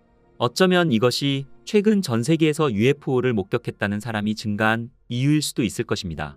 만약 이것이 사실이라면 우리는 조심해야 할 필요가 있을 것입니다. 제 집 정원에 개미가 발견되었을 때 저는 그들과 함께 살기로 기꺼이 결정했지만 개미가 제 주방에 들어오면 저는 곧바로 개미 퇴치제를 꺼내게 될 것입니다. 마지막으로 생각할 수 있는 것은 단순히 다른 생명체가 존재하지 않기 때문에 역설은 없다는 것입니다. 우리가 이전에 언급한 모든 시나리오는 우리가 접촉할 수 없는 수백만 개의 문명이 실제로 존재한다는 가정하에 이루어졌습니다. 하지만 모든 과학자들이 다른 생명체가 존재하지 않는다는 의견에 동의하는 것은 아닙니다. 예를 들어 드레이크 방정식에서의 생명의 출현 가능성이 과대평가되었다는 것이죠. 1961년에 발표된 드레이크 방정식은 발표될 당시 우주에 대한 정보가 부족했다는 것입니다. 과학자들은 드레이크 방정식에서 몇 가지 수정을 가한 후 우리가 관측 가능한 우주에서 지능을 가진 외계 생명체의 존재 가능성이 상당히 낮다 결론짓게 되었죠. 그 결과는 실제로 우리가 우리 은하에서 혼자일 확률이 53%에서 99.6%로 높아졌으며 인류가 관측 가능한 전체 우주에서는 39%에서 85%로 제시하게 됩니다. 이것은 우리가 우주에서 아무것도 보거나 듣지 못한 또 다른 가능성으로 이어집니다. 어쩌면 정말 그곳에 아무도 없을지도 모릅니다. 관측 결과 400억 개의 지구 크기의 행성이 거주 가능한 지역에 존재한다는 사실을 감안할 때 이것은 믿기 어려운 이야기였죠. 그렇지만 다시 생각해 본다면 골디락스 존에 있는 행성들이 우주에 가득 차 있을지라도 생명이 진화할 만큼 오랫동안 그렇게 유지될 것이라는 보장 또한 없다는 것입니다. 호주 국립대학교 연구팀에 따르면 지구와 같은 행성이 처음 형성될 때 매우 불안정했다는 것입니다. 만약 어떤 종류의 외계 생명체가 지구와 같은 행성에서 번성하기를 원한다면 모든 것이 움직이기 시작할 수 있는 몇 억 년이라는 매우 제한된 시간에 이루어져야만 됩니다. 우리가 살고 있는 지구라는 행성에서 행성이 그동안 겪은 일들을 생각해 본다면 용암 덩어리의 행성에서 소행성에 맞고 얼어붙었으며 다시 돌아오는 험난한 과정을 거쳐왔죠. 이것은 행성이 골디락스 존에 위치해 있다 하더라도 생명이 성공할 가능성이 극히 낮다는 것입니다. 그렇지만 이것이 생명체가 우주에서 희귀하다거나 시작하기 어렵다는 것이 아니라 거주 가능한 환경이 처음 10억 년 동안 안정적이지 않았다는 것입니다. 그리고 천문학자들의 흥미로운 관측 결과는 우리 은하 내에서만 60억 개의 지구와 유사한 행성이 존재할 수 있다고 추정한다는 것입니다. 분명히 그곳에는 생명이 곳곳에 존재할 가능성이 있지만 우리는 어디에서도 생명체를 발견하지 못했기 때문에 현재로서는 추측에 불과합니다. 우리 지구의 생명 역사에서 알 수 있듯 생명이 가능한 조건이 주어진다면 거의 즉시 시작되었다는 것을 알 수 있습니다. 예를 들어 생명은 약 38억 년 전쯤 존재했으며 이것은 지구가 형성되고 바다가 형성된 직후의 일입니다. 따라서 행성에서의 생명 기원의 확률이 높을 수 있다는 것을 알 수 있습니다. 하지만 단세포 생물뿐만 아니라 동물과 식물과 같은 복잡한 다세포 생물의 증거는 약 6억 년 전으로 거슬러 올라갑니다. 이것은 그리 멀지 않은 시간입니다. 지구에서는 생명이 시작된 이후 약 30억 년 동안 단세포 생물이 존재했지만 다음 5억 년 정도의 복잡한 생명체가 나타났죠.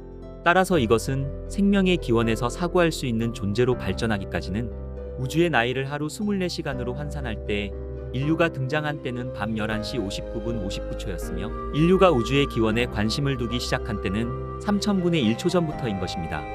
그리고 더욱 놀라운 사실은 태양과 행성이 궤도가 안정적이고 연료가 고갈되지 않으며 너무 많은 소행성에 부딪히지 않아야 한다는 조건이 필요할 것입니다. 생명이 시작된 이후 수십억 년 동안 안정성이 요구된다면 생명체가 생각할 수 있는 존재로 발전하는 데 필요한 조건이 매우 드물다는 것을 알 수 있죠. 우리가 구성된 유전자 세포, 즉 진핵세포는 모든 복잡한 생명체의 기본 단위입니다. 모든 식물과 곤충들은 이러한 세포로 이루어져 있죠. 이러한 것들은 이 행성에서 한 번만 진화한 것으로 보입니다. 즉 박테리아가 다른 종류의 세포인 고세균 안으로 들어가 죽지 않고 증식하게 된 것이 복잡한 생명의 기원으로 보고 있죠. 우리나라에서 가장 높은 빌딩인 롯데타워 꼭대기에 서면 맑은 날에는 멀리 있는 북한산도 선명하게 볼 수 있습니다. 하지만 우리가 보고 있는 공기는 마치 아무것도 없이 비어 보이고 투명하게 보이지만 공기는 결코 비어 있지 않습니다. 지금 우리가 호흡하는 공기에는 세제곱미터당 약 10조 개의 원자를 포함하고 있습니다. 이것은 정말 많은 원자입니다. 더 비어있는 상태를 원한다면 더 높은 곳으로 가야 합니다. 지구를 조금 벗어난 대기권 바로 위 우주에도 세제곱미터당 1조 개의 원자가 존재하며 지구에서 달까지의 약 3분의 1 지점에서는 약 700만 개의 원자가 존재합니다. 훨씬 더 낮은 밀도를 원한다면 태양계를 완전히 떠나야 합니다. 항성 사이의 공간인 간섭 영역은 세제곱미터당 1000개의 원자를 포함하고 있으며 더 나아가 은하 사이의 공간으로 가면 그 수는 세제곱미터당 단 10개로 줄어듭니다. 이것은 말도 안 되는 공허의 공간인 것이죠. 은하 사이의 공간은 방대하고 희박합니다. 하지만 그 공간은 종종 더 큰 것의 일부로 은하 필라멘트에서 조각난 은하의 사슬을 따라 위치해 있습니다. 이 필라멘트는 수억 광년까지 뻗어 있는 은하들이 길게 이어진 필라멘트 구조로 은하단과 초은하단이 집중된 지역으로 그룹화되어 있죠. 그리고 넓은 규모로 보면 이 모든 것들은 서로 연결되어 있습니다. 그렇다면 은하들 사이의 간격과 필라멘트 사이의 공간은 어떨까요? 이 공간들은 우주에서 가장 외진 곳이며 은하들이 거의 없는 빈 공간인 보이드라 불리며 천문학에서는 이것을 거시공동이라 표기하고 있죠. 우리는 종종 다른 은하와 그곳에 존재하는 것에 매료되어 공허의 중요성을 간과하곤 합니다. 공허의 공간은 우주의 구성 요소이며 은하 구조 형성부터 우주 팽창에 이르기까지 우리에게 많은 것을 가르쳐 주었습니다. 18세기 후반 천문학의 새로운 시대가 시작되었습니다. 망원경의 발명으로 천문학자들은 이전에는 경험해 본 적 없는 정밀도로 우주를 지도하기 시작했죠. 하지만 그 당시 천문학자들은 우리 은하의 확장을 지도할 수는 있었지만 우리가 볼 수 있는 시야 너머에 펼쳐진 광대한 우주 구조는 상상할 수 없었습니다. 20세기 현대의 망원경과 관측 기술의 발전은 우주를 이전과는 전혀 다른 방식으로 우리들의 관측 스펙트럼을 열어주었습니다.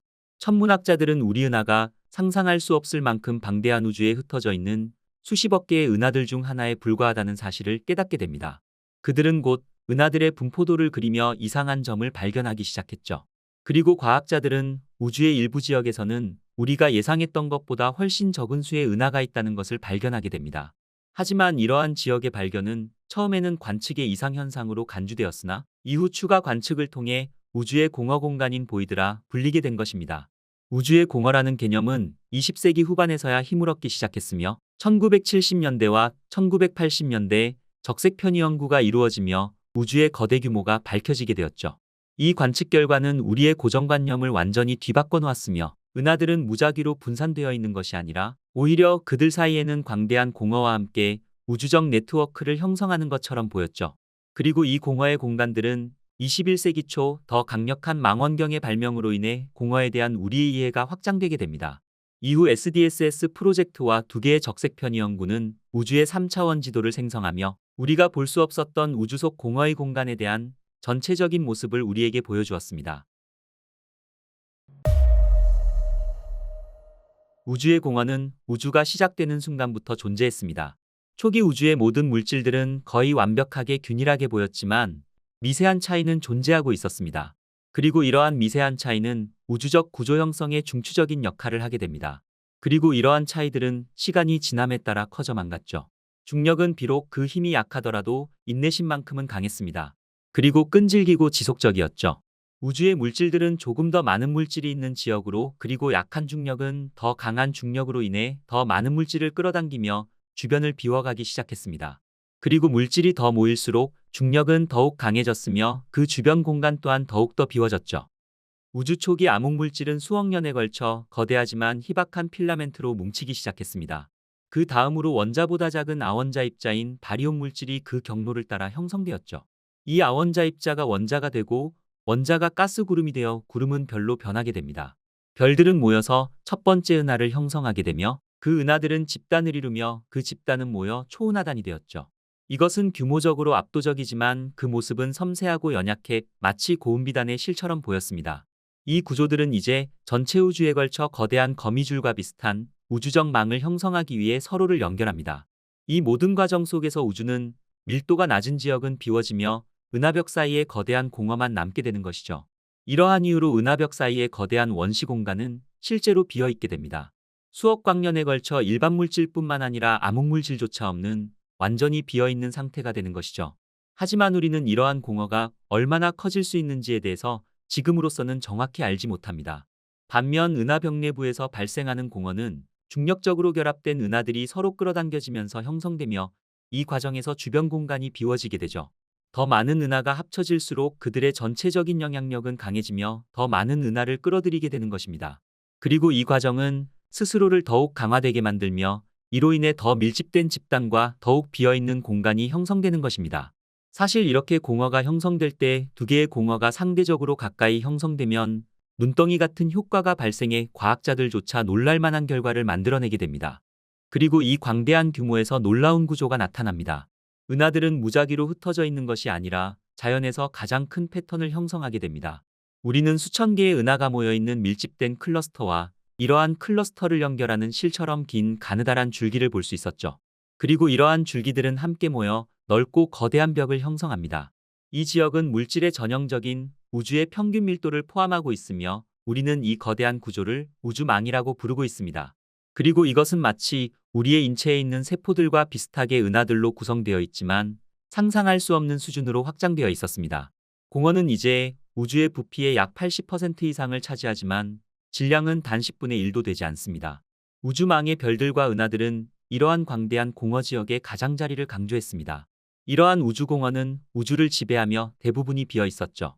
하지만 이 공허 안에서도 몇 개의 작고 어두운 외소 은하와 방사선 및 입자의 혼합들을 발견할 수 있지만 여전히 대부분은 거의 비어 있었습니다. 은하벽은 중력으로 결합된 구조와 필라멘트로 구성되어 있는 반면 공허는 구조 사이의 광대한 공간이며 우주의 기본적인 특성입니다. 공허는 은하벽 내부와 그 사이의 공간 모두에서 존재할 수 있으며 가장 작은 공허는 직경이 약 10메가파섹 정도이며 1메가파섹은 대략 320만 광년에 해당하므로 일반적인 공허는 보통 3천만 광년 이상인 것이죠. 더 큰 공허의 크기는 그 크기의 10배에 이를 수 있으며 직경이 3억 광년, 즉 100메가파섹에 달할 수 있습니다. 그리고 이것을 우리는 슈퍼공허라고 부르고 있죠. 천문학자들은 그보다 더 큰 공허가 존재할 수 있다고 믿고 있습니다. 은하벽 내부에서 형성된 공허는 우주의 저밀도 공간에서 형성된 공허보다 작습니다. 이러한 비어있는 공간은 훨씬 더 클 수 있으며 우리가 발견한 가장 큰 영역 중 일부는 직경이 10억 광년이 넘습니다. 우주에서 은하벽과 공허의 비율은 명확히는 정해져 있지 않지만 우주의 대부분은 거의 비어있는 저밀도 공간으로 구성되어 있다는 것입니다. 인류가 지금까지 확인된 가장 신비로운 공허 중 하나는 보이티스 보이드일 것입니다. 이 공허는 그 압도적인 크기 때문에 대공허라는 별명으로 불리우게 되었죠. 보이티스 공허는 천문학자 로버트 키르너와 그의 연구팀에 의해 발견되었으며 이 보이티스 보이드는 크기만 큰 것이 아니라 믿을 수 없을 만큼 비어 있었습니다. 일반적으로 1만 개의 은하가 있을 것으로 예상되는 우주 공간의 한 지역에서의 보이티스 공허는 단 60개의 은하만 발견되었습니다. 이것은 마치 거대한 우주 공간의 사막과도 같았죠. 하지만 이 거대한 공허의 존재는 우주론의 원칙에는 모순된 것이었습니다. 이 원칙에 따라 충분히 큰 규모로 본다면 우주의 모든 방향에서는 대략적으로 동일하게 보여야만 했죠. 하지만 보이티스 공허의 신비는 그 크기와 비어있음에만 국한되지 않았습니다. 예를 들어 이 공허에 존재하는 일부 은하들은 이상하게도 튜브 형태의 구조로 배열되어 있었으며 이 이상현상은 아직까지도 설명되지 않고 있죠.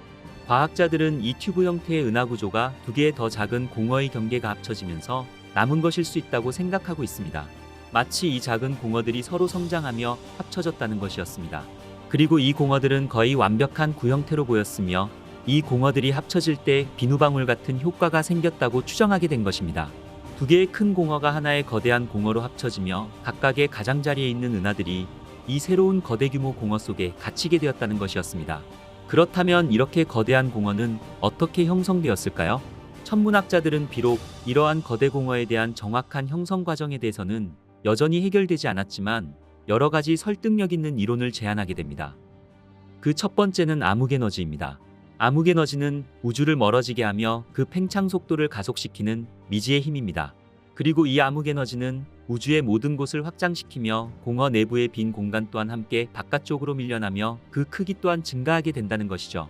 현재 우리가 우주에서 보는 가장 큰 공허의 존재는 우주의 에너지 밀도의 약 70%가 암흑에너지로 이루어져 있어야 함을 요구했습니다. 이것은 우주 마이크로파 배경 복사의 측정값과 비교했을 때 상대적으로 일관된 수치로 적어도 연구 관점에서는 좋은 신호였죠. 2000년대 초 우주 마이크로파 배경 복사에서 주변 지역에 비해 유난히 차가운 영역이 에리다누스 별자리 방향에서 발견되게 됩니다. 이 지역의 온도가 특별한 것은 아니지만 그 지역과 상대적으로 따뜻한 주변 고리 사이의 온도 차이가 이례적이었죠. 이 온도 차이는 약 70 마이크로켈빈으로 평균 온도 변화는 보통 20 마이크로켈빈 이하여야 했습니다. 하지만 어떤 곳에서는 그 온도가 무려 140 마이크로켈빈까지 차이나기도 한 것입니다. 이것은 2013년 플랑크 우주망원경이 콜드스팟을 감지하면서 WMAP 탐색기의 오류 가능성을 배제함에 따라 천체 물리학의 큰 미스터리로 떠오르게 됩니다. 그리고 이 현상은 실제로 어딘가에 존재하는 것이지만 그 정체는 무엇인지 몰랐습니다. 한 그룹의 과학자들은 이 현상이 슈퍼공허가 그 원인일 수 있다고 제안하게 됩니다. 만약 이 가설적인 에리다누스 슈퍼공허가 존재한다면 그 직경은 최소 5억 광년에서 최대의 10억 광년에 이를 것으로 추정되었습니다. 이것은 현재까지 가장 큰 보오테스 공허보다도 훨씬 큰 규모였죠. 현재 콜드스팟은 여러 연구들을 통해 슈퍼공허의 가설과 관련한 상충된 결과를 내놓았지만 아직까지 그에 대한 확실한 증거는 없습니다. 따라서 현재로서는 콜드스팟의 슈퍼공허는 또 다른 미스터리로 남게 되었죠. 그리고 또 하나의 이론은 우주의 가장 신비로운 객체 중 하나인 블랙홀에 대한 것입니다. 구체적으로 말하자면 우리는 원시 블랙홀에 대해 이야기할 것입니다. 우리가 아는 블랙홀은 대규모 별의 붕괴 결과로 형성되는 반면 원시 블랙홀은 빅뱅 직후에 형성되었을 것으로 생각되고 있습니다. 이들은 초기 우주에서의 극심한 밀도 변동에 의해 생성되었을 수 있습니다. 그렇다면 이러한 고대 블랙홀이 거대 공허와는 어떤 관련이 있을까요? 한 가지 주장은 이러한 공허가 원시 블랙홀로 가득 차 있을 수 있다는 것입니다. 이 아이디어에 따르면 거대 공허는 이러한 지역에 숨어 있는 수많은 원시 블랙홀의 결과일 수 있습니다. 이 블랙홀들은 방사선을 방출하지 않기 때문에 직접적으로 감지하기는 어렵지만 그 존재들은 중력적 영향을 미쳐 주변을 효과적으로 정리하며 우리가 우주에서 관찰하는 거대한 공허가 만들어지는 데 기여한다는 것입니다. 이제 이론과 가설을 넘어 우리에게 의미 있는 실제 사례에 대해서 이야기해 보겠습니다. 하지만 이야기에 앞서 우리는 공허라는 용어에 대해서 유연성을 가져주셔야 합니다. 우리가 일반적으로 생각하는 공허라는 의미는 보이티스 공허처럼 거대하고 사실상 비어있는 지역이나 은하벽 사이에 완전하게 텅 빈 공간을 떠올리기 마련입니다. 하지만 우리가 말하고 있는 공허는 적은 수의 은하와 은하 집단, 심지어 슈퍼클러스터를 포함하는 저밀도의 우주공허를 말하고 있습니다. 실제로 우주에서 알려진 가장 큰 공허는 이러한 은하 구조를 포함하고 있으며 천문학자들은 우리가 살고 있는 우리 은하 또한 KBC 공허 속에 포함되어 있다고 말하고 있죠. 우리 은하를 포함하고 있는 KBC 공허는 관측 가능한 우주에서 알려진 가장 큰 공허입니다. 이 공허의 크기는 약 20억 광년에 달하며 구형의 공간 속에는 예상보다 낮은 밀도의 은하들이 분포되어 있죠. 그리고 더욱 흥미로운 사실은 우리 은하가 상대적으로 공허의 중심에 가까이에 위치하고 있다는 것입니다. 그리고 우리 은하가 KBC 공허에 살고 있다는 것은 페르미의 역설에 대한 독특한 관점을 제공하였습니다. 페르미의 역설은 우주의 광대함과 외계 문명의 존재 가능성이 높음에도 불구하고 우리는 왜 그들의 존재에 대한 결정적인 증거를 찾지 못했는지에 대한 질문이었습니다. 하지만 우리는 여기서 세 가지 주요 요점을 찾을 수 있었죠. 그 첫 번째는 고립입니다. KBC 공허는 은하수가 상대적으로 훨씬 적고 별들 또한 적은 광대한 우주의 저밀도 지역입니다. 이 상대적으로 고립된 공간은 지능을 가진 문명이 이러한 우주적 공허에서 발견될 가능성이 상대적으로 낮다는 것을 의미하는 것이었죠. 만약 생명체가 더 밀도 높은 지역에서 더 흔하다면 KBC 공허 속에서 우리의 위치는 다른 외계 문명으로부터 멀리 떨어져 있을 수 있으며 이것은 우리가 그들과 접촉하거나 외계 생명체가 우리의 존재 가능성의 징후를 감지할 가능성 또한 훨씬 낮아지게 되는 것을 의미하는 것입니다. 두 번째는 거리와 우주적 규모입니다. KBC와 같은 공허에서는 희박하게 분포되어 있는 은하들 간의 엄청난 거리로 인해 통신과 이동에 상당한 지연을 초래할 수 있습니다. 심지어 고도로 발전된 외계 문명이 근처에 존재한다고 할지라도 공허의 규모가 너무 커 그들의 신호가 우리에게 의미 있는 시간 내에 도달하지 못할 수 있다는 것이죠. 이것은 지능을 가진 외계 생명체들은 우주 공간에 풍부하게 존재할 수 있지만 관련된 거리로 인해 직접적인 상호작용이 불가능하다는 생각과 일치하는 것입니다. 세 번째는 회피일 수 있습니다. 고도로 발전된 외계 문명들은 어쩌면 우리와 같은 덜 발전된 사회와의 접촉을 피하기로 선택할 수 있습니다.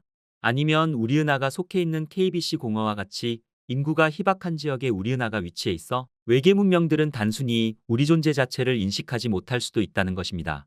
이것은 지능을 가지고 있는 외계 문명이 상대적으로 자원이 더 풍부한 밀집된 지역에서 우리보다 더 발전했을 가능성이 높을 수도 있다는 것이죠. 결과적으로 이러한 외계 문명들은 우리와 같은 생명체가 적은 지역을 탐험하는 것에는 관심이 없거나 우선시하지 않을 수 있다는 것입니다.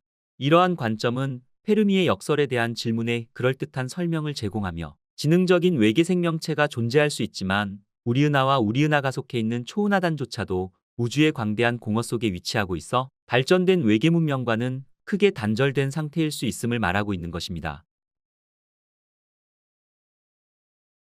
우리 우주는 137억 년 전 작지만 엄청나게 뜨거운 특이점이 빅뱅과 함께 폭발하며 시작됐습니다. 하지만 일부 과학자들은 그때 탄생한 것이 우리 우주뿐만이 아닐 수도 있다 말합니다. 물리학에서 시공간은 하나의 4차원의 연속체로 합쳐지는데 만약 이 시공간이 우리가 관측할 수 있는 한계를 훨씬 넘어서까지 뻗어 있다면 셀 수 없이 많이 분리된 우주들을 품고 있을 가능성이 있다는 것입니다. 그리고 어떤 시점에서는 현실들이 서로 반복될 수 있다는 것이죠. 이것은 우리 현실이 저 밖에 존재하는 아주 작은 우주의 일부분일 뿐일 수 있으며 여러분들과 똑같은 누군가와 함께 평행우주에서 살고 있을지도 모릅니다. 잠시 한 발 물러서서 한 가지 이해하고 가실 게 있습니다. 제임스 웹 우주망 원경이 임무를 시작한 이후 아주 오래된 별들을 포착하는 것부터 지금까지 본 적 없는 가장 멀리 떨어진 은하들을 촬영하는 것에 이르기까지 이 은하들은 빅뱅 이후 겨우 300에서 400만 년 만에 존재했던 것들입니다. 하지만 여기에는 반전이 있습니다. 제임스 웹이 얼마나 먼 과거까지 볼 수 있는지는 우주적인 속도 제한이라는 게 있다는 것입니다. 과학자들의 표준 우주론 모델에 따르면 암흑시대라는 시기가 존재하며 이 시기에는 별들이 하나도 형성되지 않아 그 시기 우주는 새까만 어둠뿐이어야 했습니다. 그리고 이론에 따르면 제임스 웹은 그 시대를 넘어 볼 수 없어야 했죠. 하지만 제임스 웹이 사고를 친 것입니다. 제임스 웹의 획기적인 발견은 우리가 믿고 있는 우주의 크기까지도 완전히 빗나갔을 수 있다는 것을 말하고 있었죠. 제임스 웹은 고대 은하들의 집합체를 보여주었으며 이 중 상당수는 너무 멀리 떨어져 있었습니다. 심지어 이 은하들 중 일부는 우주의 나이보다도 더 오래되었을 수 있다는 것이죠. 이것은 빅뱅 이론으로는 설명되지 않는 존재해서는 안 될 것을 포착한 것입니다. 하지만 과학자들은 여전히 신중을 기해야 한다 말합니다. 제임스 웹 우주망 원경이 나오기 전 가장 멀리 떨어진 은하 기록은 허블이 발견했던 GNG-1이었는데 이것은 빅뱅 이후 4억 년밖에 되지 않은 시점의 것이었습니다. 하지만 제임스 웹의 발견으로 그 기록을 완전히 갈아치워 버리게 됩니다. 그 중에서도 GSG-13이라고 불리는 은하는 빅뱅 이후 고작 3억 2,500만 년 만에 존재했던 것으로 추정되었으며 이제까지 발견된 가장 오래된 은하로 등극했죠. 자, 이제부터 더욱 재미있어집니다. 과학자들의 표준 우주 모델에 따르면 초기 우주는 혼돈스러운 원시적인 은하들로 가득해야 했습니다. 작고 뒤죽박죽 섞여 있었으며 그 구조 또한 없었어야 했죠.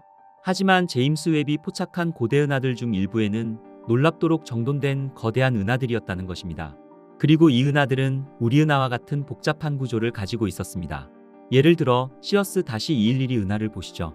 이 은하는 빅뱅 이후 겨우 수억 년 만에 발견된 은하인데 이 은하는 이미 우리 은하만큼 거대하다는 것입니다.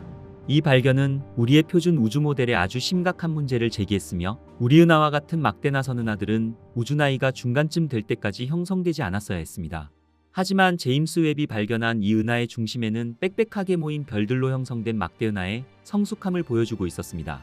이 결과를 마주하며 이것은 마치 아기들이 있어야 될 요람에 다 큰 어른을 발견한 것과 같았습니다. 하지만 이 발견은 단순한 우연이 아닙니다. 우리가 은하 형성에 있어 아주 중요한 무언가를 놓치고 있거나 아니면 초기 우주가 어떻게 펼쳐졌는지에 대해 완전히 잘못 알고 있을 수도 있다는 증거일 수도 있다는 것입니다. 그리고 어쩌면 우리가 우주 진화에 있어 전체적인 시간표를 다시 생각해야 할지도 모른다는 것을 뜻했죠. 그렇다면 만약 우리가 우주를 이해함에 있어 다른 접근 방식을 취한다면 어떨까요? 기원전 5세기 고대 그리스인들은 모든 물질은 보이지 않는 입자들로 구성되어 있을 거라 생각했습니다. 그리고 그것을 나눌 수 없다는 뜻을 가진 아토모스라 불렀으며 지금 우리는 원자라고 알고 있죠. 이후 몇 세기 동안 크리시포스와 같은 철학자들은 원자들이 충돌해 무한한 수의 다중우주가 생성되며 이 우주들은 결국 영원한 순환 속에서 소멸했다가 다시 생성된다고 주장하게 됩니다. 무한한 세계라는 개념은 아주 오래된 생각입니다. 하지만 여러 우주 개념이 진정으로 성숙에 이른 것은 현대의 물리학 시대에 와서였죠. 우리 우주는 약 138억 년 전 쾅하고 생겨난 팽창 우주입니다. 하지만 저는 이게 좀 이상했습니다. 좀 더 정확히 말하자면 빅뱅 이전에 무엇이 있었을까라는 생각이 떠나질 않았죠. 여러분들도 아마 그럴 것입니다. 80년대 앨런 구스 박사와 그의 동료들은 인플레이션 이론을 제시하게 됩니다. 이것은 양자물리학과 입자물리학의 아이디어가 결합된 이론으로 빅뱅 직전 빛보다 빠른 속도의 인플레이션 기간이 있었다는 것입니다. 이 이론에서는 초기 순간 빅뱅 후 채 1밀리초도 안 되는 시간 동안 우주는 양성자 크기의 10억 분의 1에서 오렌지 크기로 커져 그 이후 빅뱅 팽창으로 이어졌다는 것입니다. 이 인플레이션 이론은 우주의 일관성의 미스터리에 대한 답을 제시했죠. 우리 우주는 놀랍도록 균일합니다. 가까이서 보면 은하가 여기저기 널려 있지만 정말 멀리서 본다면 패턴을 알아차릴 수 있다는 것입니다. 더 정확하게 말하자면 패턴의 부재, 패턴이 없다는 것입니다. 모든 공간은 기본적으로 모두 똑같아 보입니다.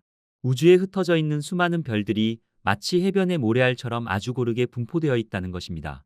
무작위로 선택된 우주의 두 지점에서 배경 복사 강도를 측정해보면 최대 0.001%의 오차 범위 내에 거의 정확하게 동일하게 나옵니다. 과학자들은 만약 빅뱅이 아무런 사전 팽창 기간 없이 그냥 일어난 사건이라면 이런 균일성은 불가능했을 거라는 것이죠. 그 당시 인플레이션 이론은 천체 물리학에 존재하는 수많은 딜레마들을 깔끔하게 해결해 주었으며 이후 정식 빅뱅 이론에 편입되게 되었죠. 하지만 이 인플레이션 이론은 아이러니하게도 다중우주의 존재를 증명하는 결과를 내놓게 됩니다. 예를 들어 영원한 인플레이션 모델은 말 그대로 인플레이션이 영원하다는 것을 의미했으며, 모델에 따르면 공간이 기하급수적으로 커지면서 팽창할 때 수많은 빅뱅들이 만들어진다는 것입니다. 그리고 그 빅뱅 하나하나가 완전히 새로운 우주로 이어진다는 것이죠. 결과적으로 우리 우주 또한 부모 우주의 영원한 인플레이션 속에 있는 수많은 거품 우주 중 하나라는 것입니다. 만약 우리 우주가 인플레이션이었다면 수많은 다른 우주들 역시 그럴 수 있다는 생각은 어떻게 보면 아주 합리적인 추론일 것입니다. 일부 과학자들은 정말로 인플레이션이 영원하다면 무한한 수의 주머니 우주가 존재해야만 한다는 것입니다. 하지만 이것은 해답보다 더 많은 질문들을 만들어냈죠. 만약 우주가 무한하다면 왜 하필 우리는 이 우주에 있는 걸까? 그리고 왜 우리가 지구라는 행성에 살고 있는 걸까라는 거대한 질문들로 말입니다. 과학자들은 이 질문에 대해 꽤 확실한 답을 가지고 있습니다. 바로 생명체 거주 가능 영역이라 불리는 골디락스 존이라는 곳이죠. 골디락스 존은 행성이 액체 상태의 물이 존재할 수 있는 완벽한 궤도 범위를 말합니다. 하지만 생물학적 생명체가 싹틀 만한 행성이 되려면 불가능할 정도로 운이 좋은 위치 이외에도 다른 속성들도 필요하죠. 예를 들어 치명적인 우주 방사선으로부터 생명체를 보호할 자기장이나 대기 중에 적절한 질소가 풍부하게 있어야 하며, 그리고 행성의 질량 또한 특정 범위 안에 들어와야 합니다. 그래야 세포 분열이 중력의 영향을 받지 않거나 이리저리 부딪히지 않고 그냥 떠다니도록 말입니다. 간단히 말하자면 행성들이 매번 에이스를 받지 않는 한 생명체를 지원할 수 없다는 것입니다. 다행히도 우리가 살고 있는 지구라는 행성은 말도 안 되게 몇 날 며칠 동안 에이스만 받았다는 것이죠. 어떻게 생각해보면 우리가 환경에 맞춰 설계된 것이 아니라 환경이 우리를 설계했을 수도 있다는 것입니다. 우리가 운이 좋았던 것이 아니라 단지 우리 행성이 생명체를 지탱하는 데 있어 필요한 그곳에 존재하게 된 결과물일 뿐이라는 것이죠. 결론적으로 다중우주의 경우에도 이와 마찬가지입니다. 각 우주는 자체적인 물리법칙을 가질 것이며, 따라서 우리 우주와는 전혀 다른 모습과 방식으로 작동할 수 있겠죠. 즉, 적절한 물리법칙과 이상적인 온도와 농도, 그리고 생명이 싹틀 수 있도록 완벽한 형태를 갖춘 행성에서 말입니다. 우리는 그 비율이 얼만지는 잘 모르지만 우리 같은 우주 하나당 수십억 개의 죽은 우주가 있을 수도 있다는 것이죠. 만약 우리 우주가 유일한 우주라면 138억 년 전 첫 시도 만에 이상적인 조건을 갖추고 딱 하고 생겨났다는 것은 징그러울 정도로 편리한 생각일 것입니다. 만약 우리 우주의 중력이 단 1%라도 달랐다면 우리가 아는 생명체는 우리 우주에 존재할 수 없을 수도 있습니다. 공룡을 멸종시킨 혜성을 생각해 보시면 알 수 있습니다. 그 혜성은 아주 먼 곳에서 왔죠.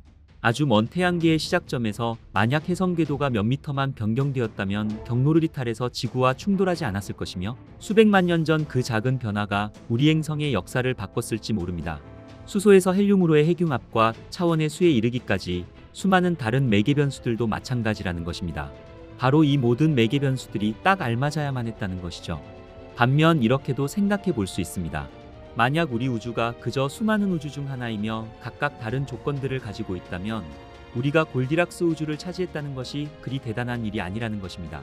어차피 우리가 존재하려면 우리 같은 생명체에게 완벽한 조건을 가진 잠재적인 무한우주들 중 하나에서만 가능했을 것이니까 말입니다. 그러니 다중우주는 이론 물리학자들이 자신들이 답할 수 없는 질문들에 답하기 위한 꽤 깔끔한 방식처럼 보였죠. 하지만 과학자들이 우리 우주가 수많은 우주 중 하나라는 것을 증명할 수 있을까요?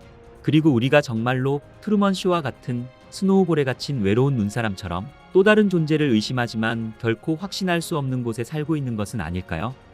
다중우주가 존재할 수 있는 또 다른 방법은 거품 우주론으로 설명됩니다. 아주 작은 에너지의 점에서부터 우주가 급격히 팽창했다는 것은 관측 가능한 우주가 훨씬 더 큰 공간, 즉 무한한 공간의 아주 작은 일부분에 불과하다는 것을 의미할 것입니다.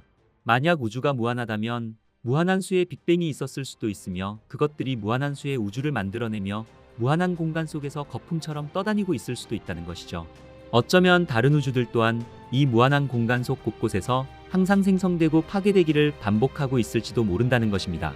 그렇다면 우리 우주가 존재하고 있는 스노우볼이 파괴되거나 최소한 그에 상응하는 강력한 충격을 받아야만 또 다른 영역을 확인할 수 있을지도 모르죠. 하지만 말입니다. 우리가 뭔가 이상한 것을 이미 우연히 발견했다면 어떨까요? 이 발견은 2000년대 초반 막 발사된 윌킨슨 마이크로파 비등방성 탐사선이 열심히 탐사를 하고 있을 때였습니다. 근데 그 데이터에서 뭔가 이상한 점이 드러났죠. 에리다노스 자리 방향에 있는 엄청나게 넓은 공간을 발견한 것입니다. 게다가 이곳은 비정상적으로 차갑다라는 것입니다. 우주의 마이크로파 배경 복사의 평균 온도는 약 2.7켈빈입니다. 하지만 이곳은 무려 0.00007켈빈이나 더 차가웠죠. 겨우 그 정도 가지고 뭘 그러냐고 말하실지 모르겠지만 앞에서 말씀드렸다시피 우리 우주는 놀랍도록 균일하다는 것이죠. 이곳은 어마어마하게 넓었습니다. 그리고 그 지름이 18억 광년에 달했으며 과학자들은 이곳을 콜드스팟이라 불렀죠. 이 발견 당시 일부 과학자들은 수많은 가설들을 내놓았으며 그중 하나가 바로 또 다른 거품 우주가 우리 우주와 충돌했다는 것입니다. 이때 충돌 지점에서 물질들이 밀려나며 우리 우주의 흔적을 남겼고 그 흔적이 바로 우주멍이라 할 수 있는 콜드스팟이라는 것입니다. 그리고 이것은 평행우주에 대한 또 다른 이론으로 이어졌죠. 우리의 현실이 무한히 많은 복사본으로 존재하지만 그것들이 우주의 먼 곳에 존재하거나 무한히 떠다니는 거품 속에 존재하는 것이 아니라 평행우주에 함께 존재할 수도 있다는 것입니다. 바로 여기 지금 우리 주변에 함께 존재할 수 있다는 것이죠. 이 이론은 양자역학의 다세계 해석으로 알려져 있으며 이것은 단순한 이론을 넘어 지금의 양자역학의 발전과 함께 어쩌면 현실이 될 수 있습니다. 사실 다중우주 이야기는 대부분 SF 영화나 소설에서 많이 나오지만 이게 정말 현실적인 개념일 수 있다는 것입니다. 그리고 어쩌면 우리가 품고 있는 가장 큰 미스터리 중 하나를 풀어줄 실마리가 될지도 모른다는 것이죠. 그렇지만 이 수수께끼를 풀려면 우리는 양자 물리학이라는 아주 심오한 세계로 깊게 파고 들어가 봐야 합니다. 그곳에서는 우리가 알던 자연 법칙들이 통하지 않으며 우리가 아는 현실이라는 것조차도 사실상 사라져 버릴 테니까 말입니다. 물리학자들은 여러 종류로 나눌 수 있습니다. 실험 물리학자들은 실험을 통해 이론을 검증하고 다듬습니다. 그들은 실제 세계에서 사물이 어떻게 작동하는지 이해하려 합니다. 하지만 실험 물리학자들이 어떻게 작동하느냐고 묻는다면 이론 물리학자들은 왜 그럴까라고 묻죠. 이론 물리학자들은 우주가 어떻게 시작되었는지, 중력은 왜 존재하는가와 같은 질문들을 스스로에게 던지며 우주의 가장 근본적인 질문들에 대한 답을 찾으려고 노력하는 것입니다. 그리고 이론 물리학자들과 실제적인 물리학자들은 종종 멋지게 협력합니다. 예를 들어 아이작 뉴턴과 중력 개념을 생각해 볼 수 있습니다. 물체들은 지구로 떨어지며 작은 물체들은 큰 물체에 끌리죠. 이것이 실제적인 실험 물리학의 일부분입니다. 하지만 아인슈타인과 같은 이론 물리학자들은 중력이 시간의 속도에 영향을 미치며 물체의 질량과 크기가 주변 시공간을 휘게 함으로써 중력에 영향을 준다고 말합니다. 비록 뉴턴 물리학과 상대성 이론이 개념적으로는 다르지만 서로 상충되지는 않으며 오히려 상대성 이론은 뉴턴 물리학의 확장이라고 볼 수 있죠. 하지만 상대성 이론은 행성이나 은하 규모와 같은 거대한 스케일에서의 물리학입니다. 그렇다면 우리가 크게 가는 대신 작게 간다면 어떨까요? 뉴턴 물리학은 작은 규모로 갈 때까지는 꽤 잘 들어맞지만 더 작은 규모로 간다면 완전히 무너져 버립니다.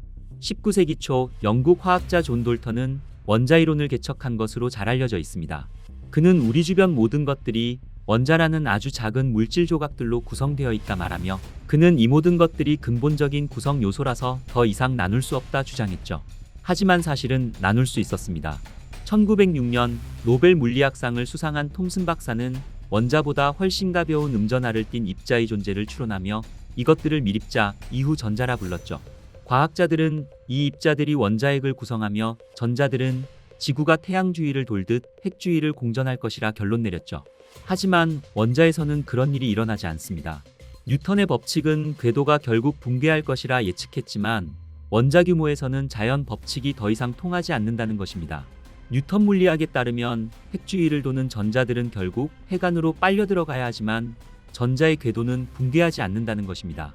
그렇다면 무엇이 그들을 잡아주고 있는 걸까요? 우리는 양자 물리학을 더 깊이 팔수록 점점 더 미스터리로 빠져들어갔습니다.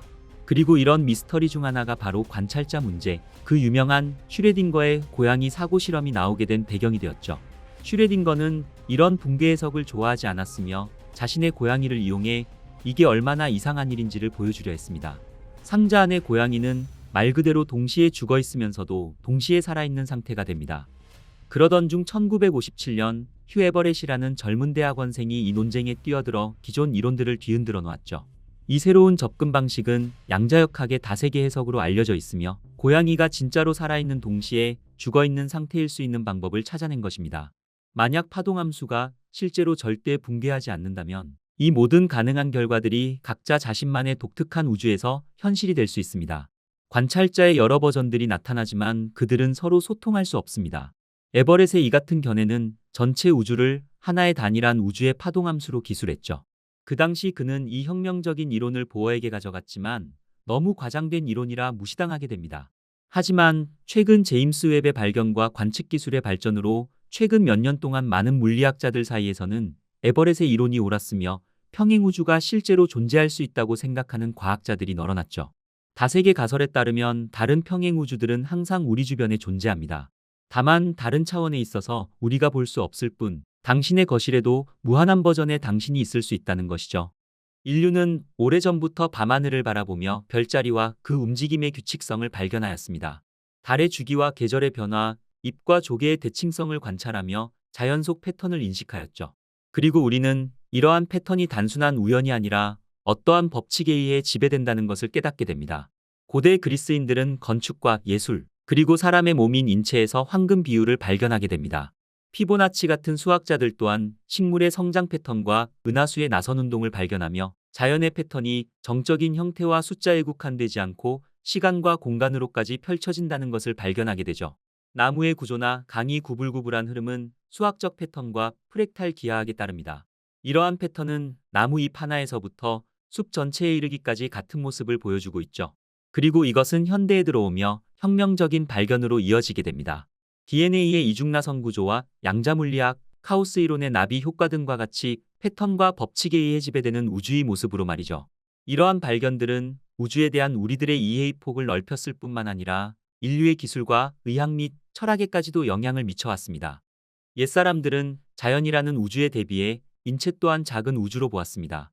인간을 자연의 일부로 본 동양에서도 자연의 음양오행의 원리와 인체의 오장육부를 연결지어 생각했죠. 그리고 서양 또한 인간을 우주의 축소판으로 보며 레오나르도 다빈치의 인체 비례도를 탄생시키게 됩니다.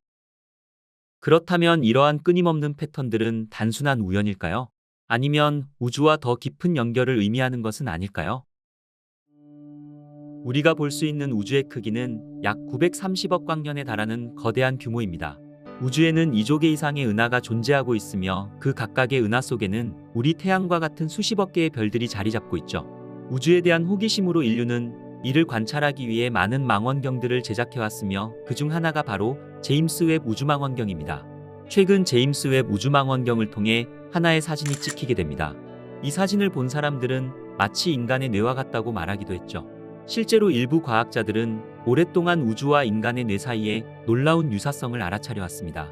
물론 이미지가 비슷하다고 해서 그 구조까지 유사하다고 우기는 것은 아닙니다. 당연히 과학자들도 이에 대한 연구를 세밀하게 해오기 시작했죠. 과학자들은 전체 은하단이 상호작용하는 수백만 광년의 공간과 수십억 년 후의 시뮬레이션에서 우주그물이라고 불리는 질서 있는 구조를 발견하게 됩니다. 우주그물은 쉽게 말해 우주의 대규모 구조라고 볼 수 있습니다. 무엇보다 과학에 대해서 전문적인 지식이 없는 사람이 보기에도 그 구조가 인간 뇌의 뉴런과 상당히 유사하다는 것을 알아차릴 수 있었죠. 그리고 최근 이탈리아 천체물리학자 프랑코 바자와 신경외과 교수 알베르토 펠레티 교수는 은하의 우주망과 뇌의 신경세포망 사이의 차이점과 유사성을 조사해왔습니다. 그 결과 가장 복잡한 이 두 시스템은 놀라울 정도로 유사하다는 사실을 발견하게 됩니다. 2020년 11월 이들은 결국 이러한 내용을 프론티어 저널에 게재하며 전 세계 과학계를 놀라게 하였죠. 바사 교수와 팔레티 교수의 말에 따르면 우주 네트워크에서 신경망을 1에서 100마이크로미터로 확대하게 되면 500만 광년에서 5억 광년까지 확장되는데 이때 세포와 은하계의 물질 분포가 수학적으로 동일하다는 것입니다. 게다가 우리 뇌 질량의 77%가 수분으로 이루어져 있으며 우주의 경우 또한 우주 질량의 70%가 암흑물질로 채워져 있다는 것입니다. 인간의 뇌세포와 우주 구조를 비교한 연구 결과에 따르면 인간의 뇌는 860억 개에서 1000억 개의 신경세포 뉴런이 있으며 100조 개의 시냅스가 연결된 매우 복잡한 세계입니다. 그리고 관측할 수 있는 우주 역시 1000억 개 이상의 은하들로 구성되어 있죠. 뇌의 신경망에서 밀도가 가장 높은 부분과 가장 낮은 부분의 차이는 정확히 100배라고 합니다. 그런데 우주에서도 이러한 동일한 밀도 범위가 관측되었다는 것이죠. 우주 구조의 가장 밀도가 높은 부분은 5억 광년인 것에 비해 가장 낮은 부분은 정확히 500만 광년이라는 것입니다. 이런 수준의 유사성은 거미줄 패턴을 가진 서로 다른 대상의 구조에서는 거의 관찰되지 않는다는 것이었습니다. 이를 연구한 과학자들은 뇌 신경망과 우주 그물망의 연결 지점을 비교 분석했습니다. 그들의 분석에 따르면 신경세포의 각각의 연결 지점에서 4개에서 5개의 축삭돌기가 뻗어져 있고 우주 그물망의 각 연결 지점에도 약 4개의 은하들이 연결되어 있다는 사실을 발견한 것이었죠. 게다가 더 흥미로운 발견은 정보를 저장하는 용량입니다. 만약 전체 우주 그물망 네트워크를 컴퓨터의 정보 저장에 활용한다면 약 4.3 엑사바이트의 정보를 저장할 수 있다는 것입니다. 반면 인간의 뇌는 이론적으로 2.5 엑사바이트의 정보를 저장할 수 있습니다. 이렇게만 본다면 4.3 엑사바이트와 2.5 엑사바이트에서 대체 어떤 유사성이 있냐고 할 수 있습니다. 이걸 단순하게 단위로만 보는 것이 아니라 뇌의 신경망 구조로서 접근해야 합니다. 뇌의 신경망 구조는 조금만 달라져도 저장할 수 있는 정보의 양이 기하급수적으로 달라질 수 있기 때문에 학자들의 말에 따르면 뇌의 2.5 엑사바이트와 우주의 4.3 엑사바이트는 실제로 상당히 가깝다는 것이죠. 이것은 마치 인간과 같은 지적 존재가 일생 동안 축적할 정보의 양을 우주 공간에 저장하기 위한 구조와 같다고 볼 수 있는 것입니다.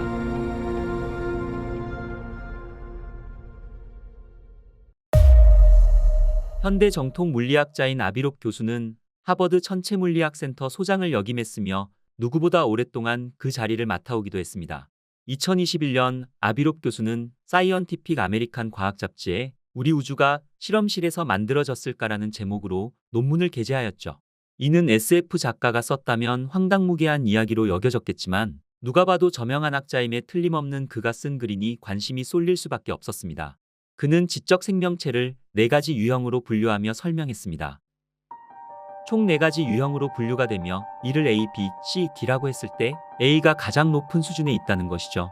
A등급은 다른 생명을 창조할 수 있을 정도이기 때문에 가장 상위에 있는 지적 생명체라고 할 수 있습니다. 다음 B등급은 생명체를 창조할 수는 없지만 자신의 자연환경을 수정할 수 있다는 것입니다. 예를 들면 행성을 개조해서 거주 가능하게 만들 수 있는 것이죠. 다음 C등급은 자연환경을 부분적으로만 수정할 수 있습니다. 그래서 만약 C등급이 살고 있는 행성이 급격하게 변화하는 시기를 겪는다면 이들은 멸종할 수도 있는 것이죠. 마지막 D등급은 C보다는 지능이 떨어지지는 않더라도 잘못된 방향으로 진화하거나 발전함으로써 궁극적으로 자멸에 직면하게 됩니다. 롭 교수는 우리 인류가 C등급에 속하며 B등급 이하의 생명체가 A등급의 존재에 의해 창조되었다고 설명하고 있죠. 만약 인류가 현재의 길을 따라가기만 한다면 D등급으로 떨어질 수도 있다고까지 믿고 있습니다. 무엇보다 우리가 우주의 다른 지적 생명체를 만날 수 없었던 이유에 대해서도 우리 행성을 포함한 우주는 A등급 존재가 양자 터널링을 사용해서 창조해왔기 때문이라고도 설명하고 있죠. 쉽게 말해 우리는 아기 우주에 있는 것이고 A등급은 다른 우주에 존재한다는 것입니다. 즉 우리는 A등급에서 만든 실험실에 있을 수도 있다는 것이죠. 외계인설과 관련해서 동물원 이론을 알고 계신다면 아마 조금 더 이해하기 쉬우실 것입니다.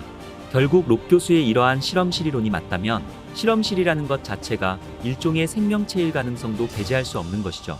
인류가 여태까지 발명해온 인터넷 네트워크 구조가 두뇌 구조와 유사해졌다는 것만 보아도 전혀 터무니없는 가설이 아니라는 것도 알 수 있을 것입니다. 물론 그렇다고 해서 인터넷에 의식이 있다고는 할 수 없습니다. 그저 기계일 뿐이죠.